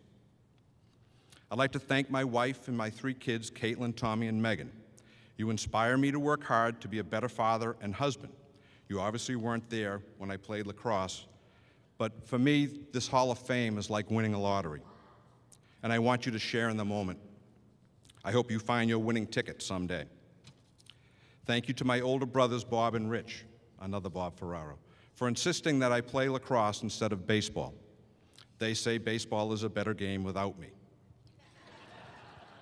Thank you to my twin brother, Joe. He took thousands of shots on me in our backyard. You had an accurate shot that was heavy and hard. And you taught me to make a proper save with my stick or it was going to hurt. You definitely made me sore, but a better goalie. Thank you to my parents, Mary and Joe Ferraro. As young kids, we would talk to you at the dinner table about what we wanted to be when we grew up. Your advice was always the same: work hard and just be the best that you can be. We watched you work at least 2 jobs at a time to pay the bills, but you always made it to my high school games and my lacrosse games. Thanks to Coach Webb, you made lacrosse a great experience. I try to share your energy and passion for the game with the young kids that I coach today. You also shared my parents' best that you can be philosophy, and with your guidance, I learned that I can push myself harder to succeed. Thanks to Bussy Adam, we were rivals in high school. In our senior year, my team, Framingham North, beat his Newton North team to get into the state playoffs. Right after the game, I had to drive into Boston State to meet Coach Webb. You were standing there. You were still in a state of rage from the loss that you didn't talk to me for months after. You finally warmed up to me enough to borrow my car one night, and you totaled it. But you also introduced me to my wife, so you're forgiven. Thanks to Dan Hayes for your friendship, your spiritual guidance, and for keeping the history of Boston State lacrosse. You have an amazing memory for every detail of every play, of every game ever played at Boston State. And somehow you keep the glory fresh every year. Thanks to Arthur Murphy for your passionate play on the lacrosse field. You played each game like it was your last. You pushed each of us to play like you did. Losing was never an option. You were not a flashy scoring machine, but you shut down the opposing top scorers on every team we played against. You played a major part in our team's low goals against average and my personal save percentage. You can teach skills, but not the passion that Arthur had for the game. Your teammates know how much you contributed to our success. There is a tradition in lacrosse that each game starts with players lining up against each other in the spirit of good sportsmanship and give a friendly handshake to your opponent. I learned from Arthur that this is the only time that you could break rule number 4, talking bad about someone's mother. Thanks to Kevin and Andrea Varner, more than 15 years ago, we started a metals business. With your support and your hard work, 80 hours a week or more, we survived the bad economic waves. Like my experience at Boston State, we work hard every day, we meet obstacles head on, and we try to win all of the time. Under Coach Webb, we're usually the team to beat. I talked to people today that I see that have no connection with the team other than they have heard of our Boston State lacrosse program. They use words to describe us like crazy, nasty, fast, and tight-knit. But they also say, Boston State lacrosse players were winners. I'm proud to say I am one of Webb's Warriors. Thank you.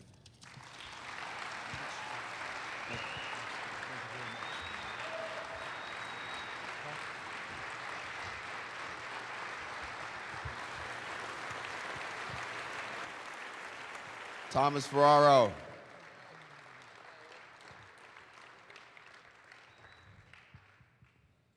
Congratulations. Just a couple more to go. And as I introduce our next inductee, I'm reminded, somewhere I read, life is God's gift to you. What you do with your life is your gift to God. And again, I imagine as I hear these stories being shared and these thank you remarks from all of our inductees, that we are blessed to have these men and women amongst us as successful men and women, members of our community, and that their role as student athletes is only one part of who they are and what they do. And for that, they're truly giving back through their gift to all of us. And that being said, William Poehler, 1970 men's basketball team, where are you?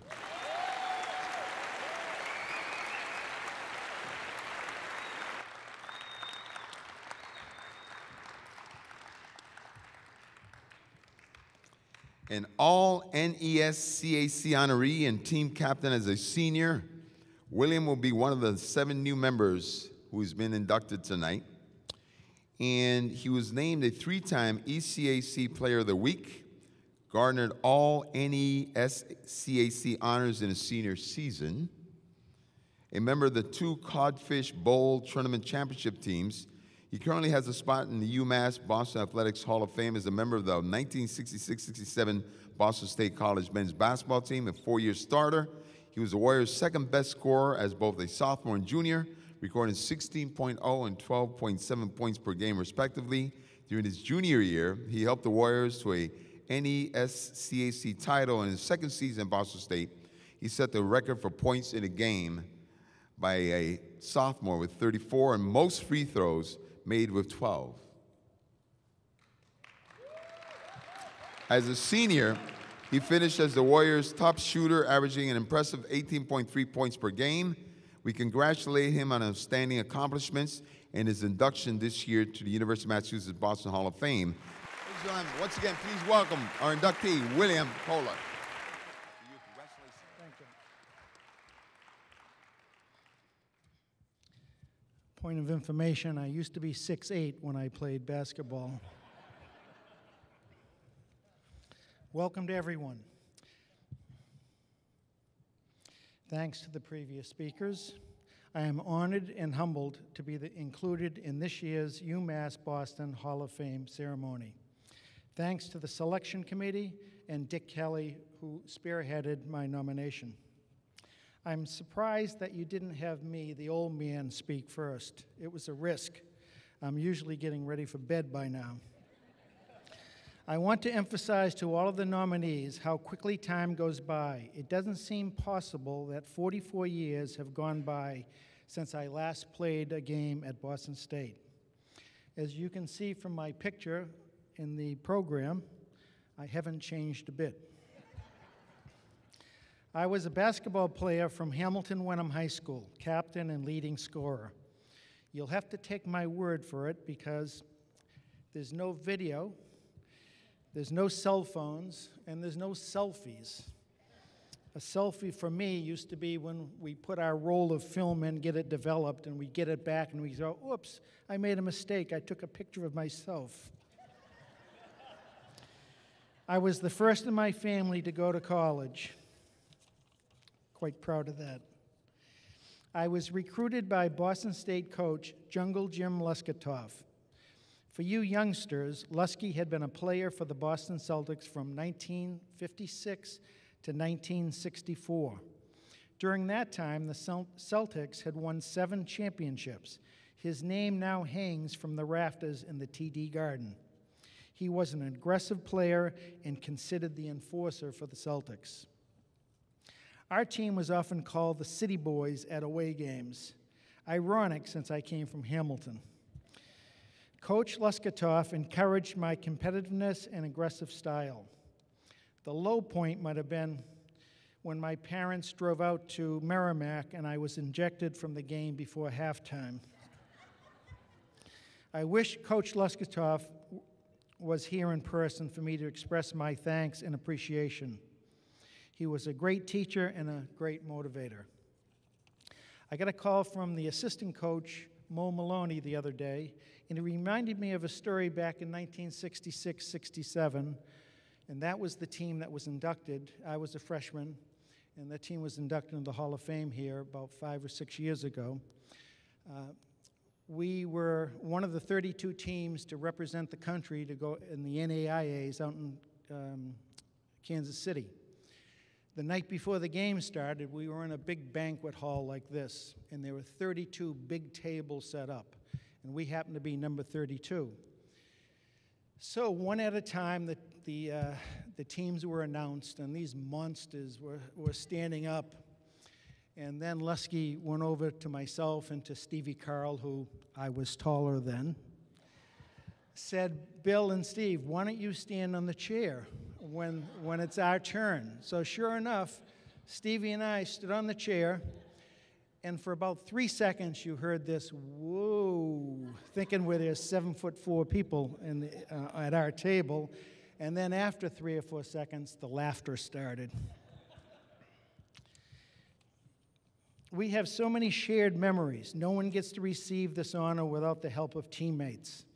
There are some here tonight. I'd like to recognize Joe Casey, Danny Carter, Vinny Spirito, and Ed Miller.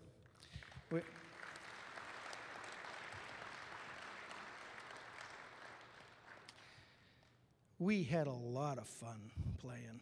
That's what I remember mostly, just the fun we had. We were a feisty bunch, attending class, working, playing ball, and commuting. My memories are centered on the camaraderie, the lack of ego, in close games, the tournaments. I remember the fun, even on the long road trips. It was on one of these bus trips where I met my wife-to-be, Eileen, class of 1968, and captain of the cheerleaders. Eileen.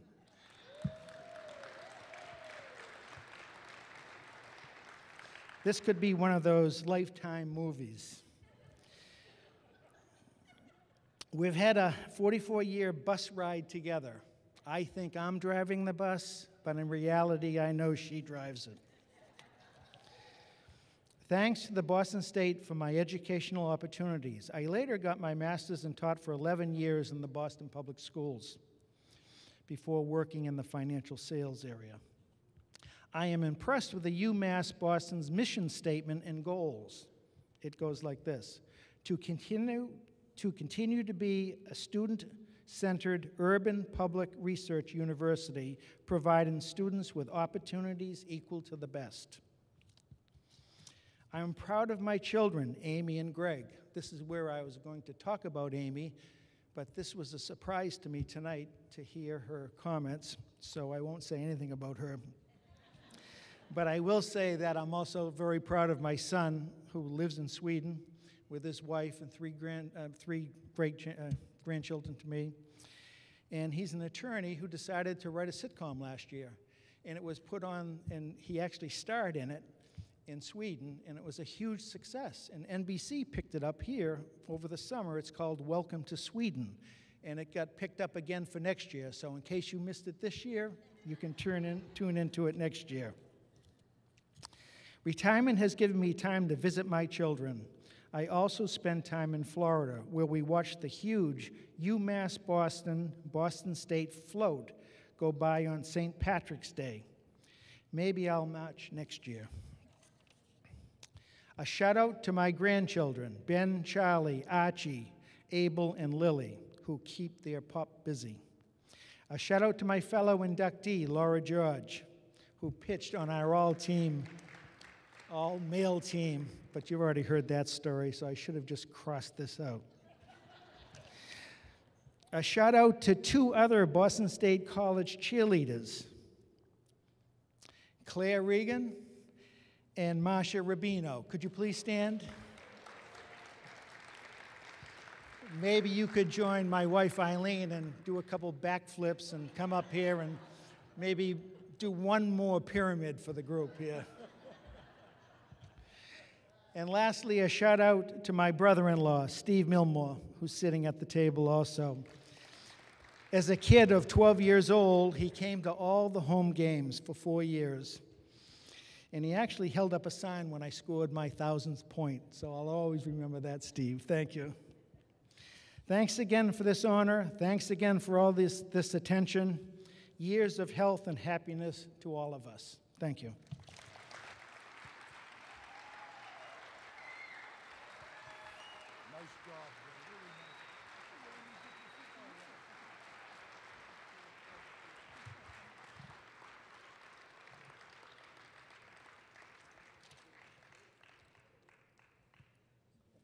William Polo, ladies and gentlemen, big round of applause for him. Congratulations. Congratulations, William. So,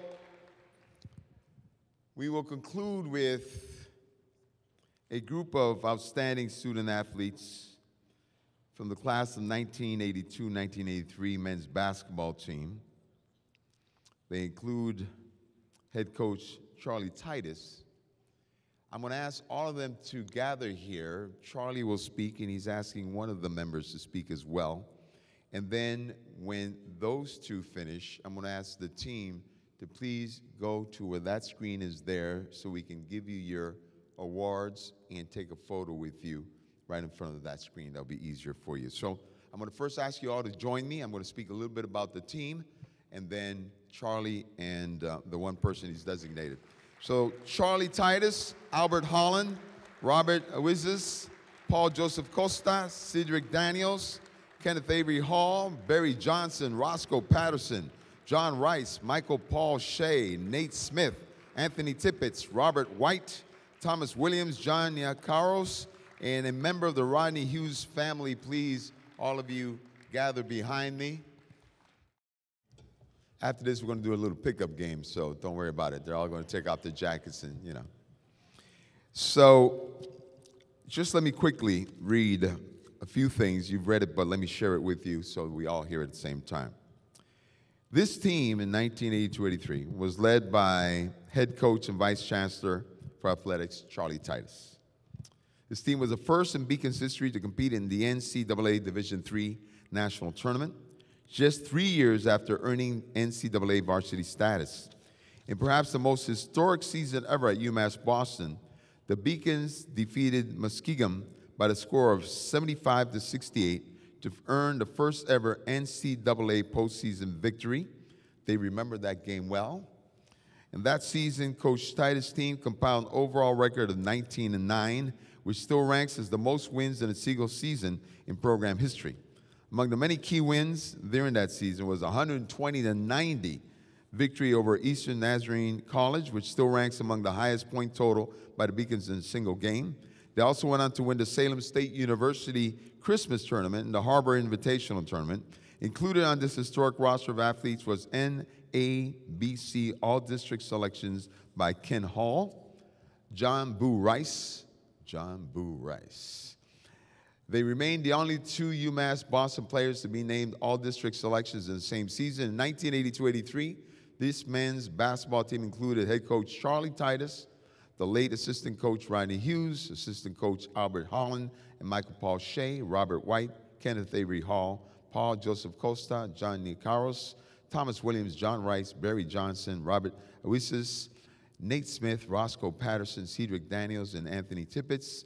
We congratulate all of them, and also we have a family member here for the Rodney Hughes family accepting this award, but I'm going to ask Charlie Titus to please share some remarks, and he's going to ask one of the members to share some remarks on behalf the 1982-83 men's basketball team. Ladies and gentlemen, please give it up. Big round of applause for the accomplishments of the 1982-83 men's basketball team, their induction to the 2014 University of Massachusetts Boston Hall of Fame. Charlie.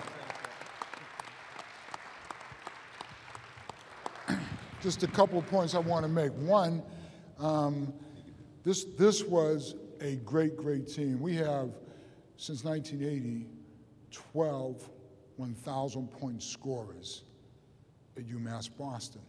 4 of them are standing up here on this stage. That would be Ken Hall, Robert White, Mike Shea, Boo Rice. Did I miss somebody? That's it, right? That's 4, okay.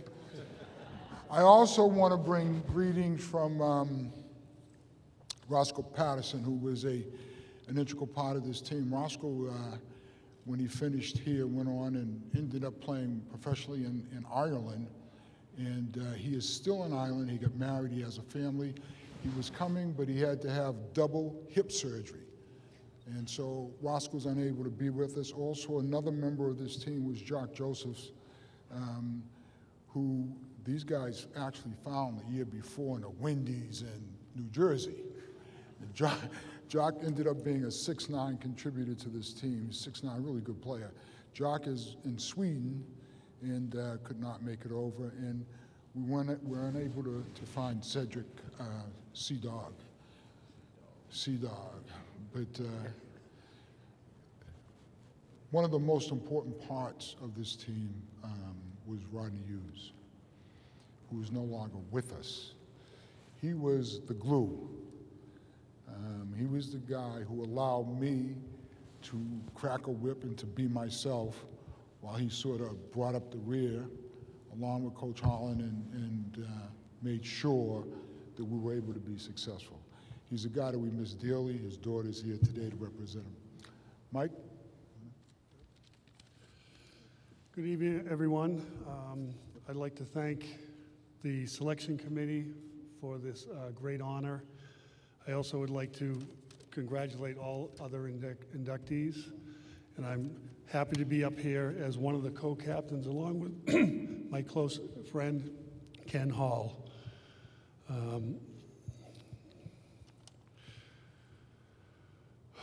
Sorry, not a real public speaker.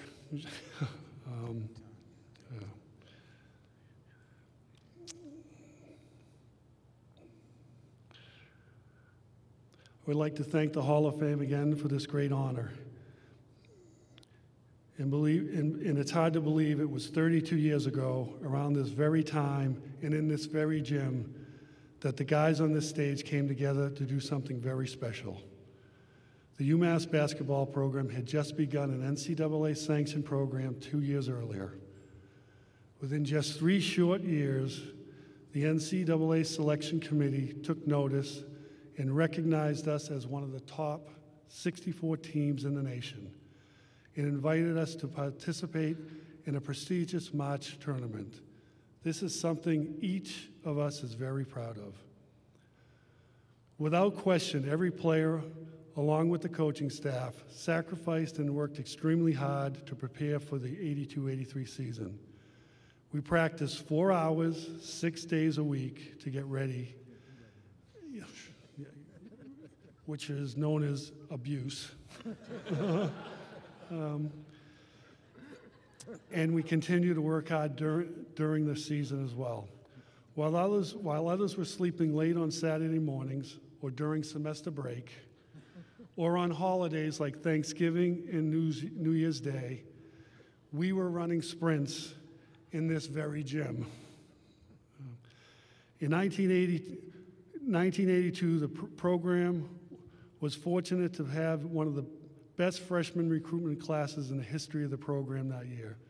Players like Anthony Tippett, Barry Johnson, Bobby Oasis, Cedric Daniels, Roscoe Patterson, Nate Smith, and Tommy Williams gave us the depth needed to compete throughout the long, hard season. It is an amazing amount of talent at every position and the heart these young men brought to the team. There were many games where we just overwhelmed the other teams because of the sheer number of players that Coach Titus was able to call on. This would not have been possible without them. Fate was also on our side as well. This was the same year that the Boston State merged with UMass Boston and came one higher educational institution of learning. With that merger came John Boo Rice. John was the only player to come over from Boston State. He provided the skill and leadership at the point guard position that was missing from the previous 2 years. His accomplishments as a player with Boston State and UMass Boston have been rightfully acknowledged, as he was one of the first people to be ever inducted into the Hall of Fame. Another contributing factor to the success were the veteran players. UMass basketball program was in its infancy and only 2 years old at the time.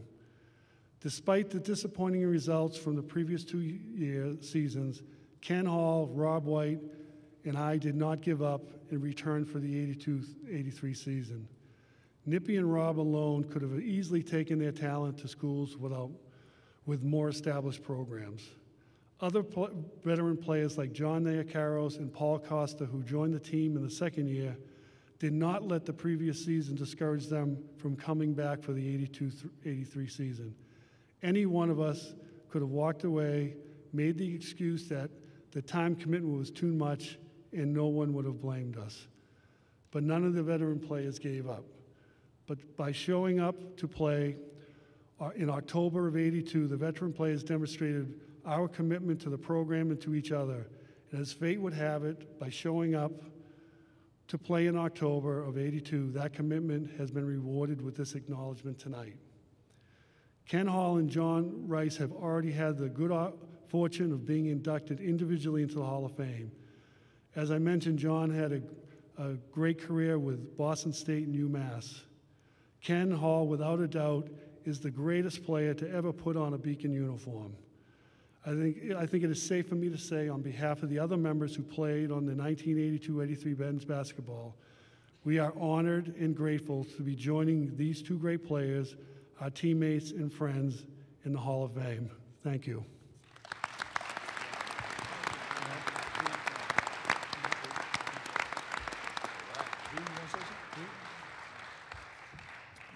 Didn't have anything prepared to say, but I just want to share with you guys how much I personally, and I know I'm speaking for my teammates, how much we truly loved our coaches. And I'm a high school coach myself, so I can relate to that. But Coach Titus, you inspired us so much. I mean, to this day, every time I talk to you, every time I see you,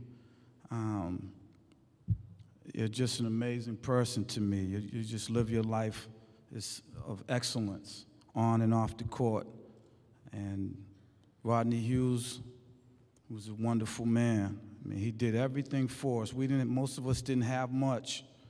And it was a Division III school, and these guys gave us a competitive schedule. We played Division I schools, Division II schools, traveled all over the country, and being down by 6 points at the half to American U, who beat Georgetown that year, and lost by 4 points to the Division II national champs, and 1 hour tournament here in overtime to nationally ranked Tufts, and going on and dominating Salem State's tournament and their home gym. These guys are great players. I know I'm rambling, I'm all over the place, but Rodney, his daughter's here. He was an amazing man.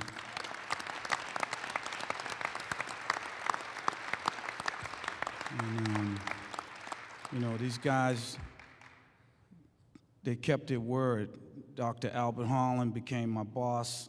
He was the headmaster at Jeremiah Burke, and everything they told us when we came here, we can still count on them to this day. And we left here playing for them over 30 years ago.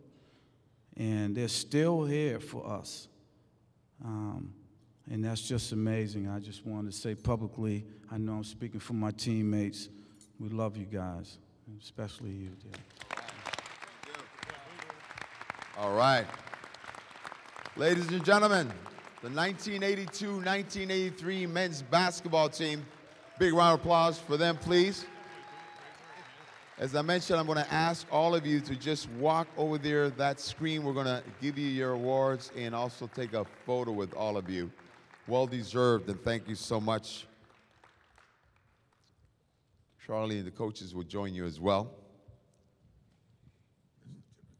And as they do that photo, a few words as we close tonight's ceremony. I stated earlier that quote that says, life is God's gift to you. What you do with your life is your gift to God. And you've heard some moving commentary and speeches from our inductees. And I just want you, once again, to give them all a big round of applause. Let me quickly close. Steve Burns, who is here, and the Honorable James Collins, who's here as well, have heard me share this. And those of you who have joined us in past years know that I usually close with what I'm going to share, but it's worth repeating, in particular because we have some new members of this family. As I mentioned before, I celebrated my birthday this past August 5th, 64 years old. And like many of you, I know how blessed I am. And I am blessed because of so many special people in my life. And in particular, I'm blessed because every morning I'm able to wake up and do the things we need to do to get my day going. The fact that I can go from my bedroom to the bathroom is a blessing. Trust me, it's a blessing. And the fact that the woman who sleeps next to me, my wife, Divina, who's also from Puerto Rico as I am, is healthy when she wakes up, the mother of my children, the grandmother of my grandchildren, and that they're healthy, I know I'm truly blessed. Truly blessed. But I also know that, like many of us in this room tonight, we are blessed because the number of people, and you've heard those speeches tonight, who have played an important role in our lives. And in my case, one in particular was my grandmother. My grandmother's name, Maria Anastasia Colón Aponte de Mazo, known as Doña Provi, was born in Salinas, Puerto Rico, April 27, 1891. She died in Guayama, Puerto Rico, October 28, 2003. For you math wizards, she was 112 years and 6 months when she passed away. 112 years, 6 months, my grandmother. Now, this was a woman who did not have the benefit of many of us of having a formal education. She barely made it out of 6th or 7th grade. But she was a wise woman, a very wise woman. And I learned a lot from my grandmother. I would hold her hand as I was growing up. And I knew two things about my grandmother. One was that she chewed tobacco every single day, and that she drank beer every single day. Now, that doesn't mean that the Ferraro family, you're going to make it to 112, 6 months in a day by drinking beer and chewing tobacco. But what it does mean is that in her case, it worked. And when she was 110 years, we went to celebrate her birthday. And as we were all gathered celebrating her birthday, I noticed she was drinking her beer, but she was not chewing her tobacco. And I asked her for a blessing, and then I said, why aren't you chewing tobacco? And she says, oh, no, son, it's not good for your health. At 110 years, my grandmother said that, which means for us, no matter how old we are, there's something new that we can learn. Obviously, she stated that. But I want to close by saying that this wise woman, who did not have the formal education that we had, was a very wise woman who learned from life. And she would say to me when I would gather my family around her, think about her, she's my father's mother, so I'd have her, my father, my parents, my wife, my children and grandchildren around her, listening to her stories. And she would say, son, what I've learned about life is the past is history. We can't turn back the hands of time. We cannot repeat yesterday. There isn't a mulligan in life. You can't do it over again. You can only hope to learn from yesterday's lessons so you can be a better human being, she would say. She would look at my children, all the young ones, and see what they were planning for the future. And she would say, I pray that you are healthy to enjoy whatever tomorrow has to offer, because tomorrow is not guaranteed. It's not guaranteed. And if she were alive and with me today, standing right here, this small, beautiful woman, in a soft voice, she would say to all of you, she'd say, the lesson I've learned in my life is that the present is a gift. And it's a gift to be unwrapped very slowly. Don't live life fast. Unwrap every single second and every single moment as if it's a gift to be given to you, and you need to unwrap it slowly so you can really take in that moment as to what is happening, what's being given to you. I share that with you, ladies and gentlemen, because this event tonight is not just another sit-down ceremony for speeches and awards and some food and drink and merriment and community. It is a special gift that has been given to us by the good people of UMass Boston, by all of you who have been inducted to the Hall of Fame, from all of you who are family members and friends, and from all of the folks who have made it possible for us to be here today. We are receiving a special gift, and you're each giving each other a special gift. And I want you to cherish this gift and do so every single moment that you live on this earth. Ladies and gentlemen, on behalf of Charlie Titus and everyone who organized this tonight, God bless you, and thank you so much for being part of this event tonight. Thank you so much. Thank you, and have a good night. Drive home safely.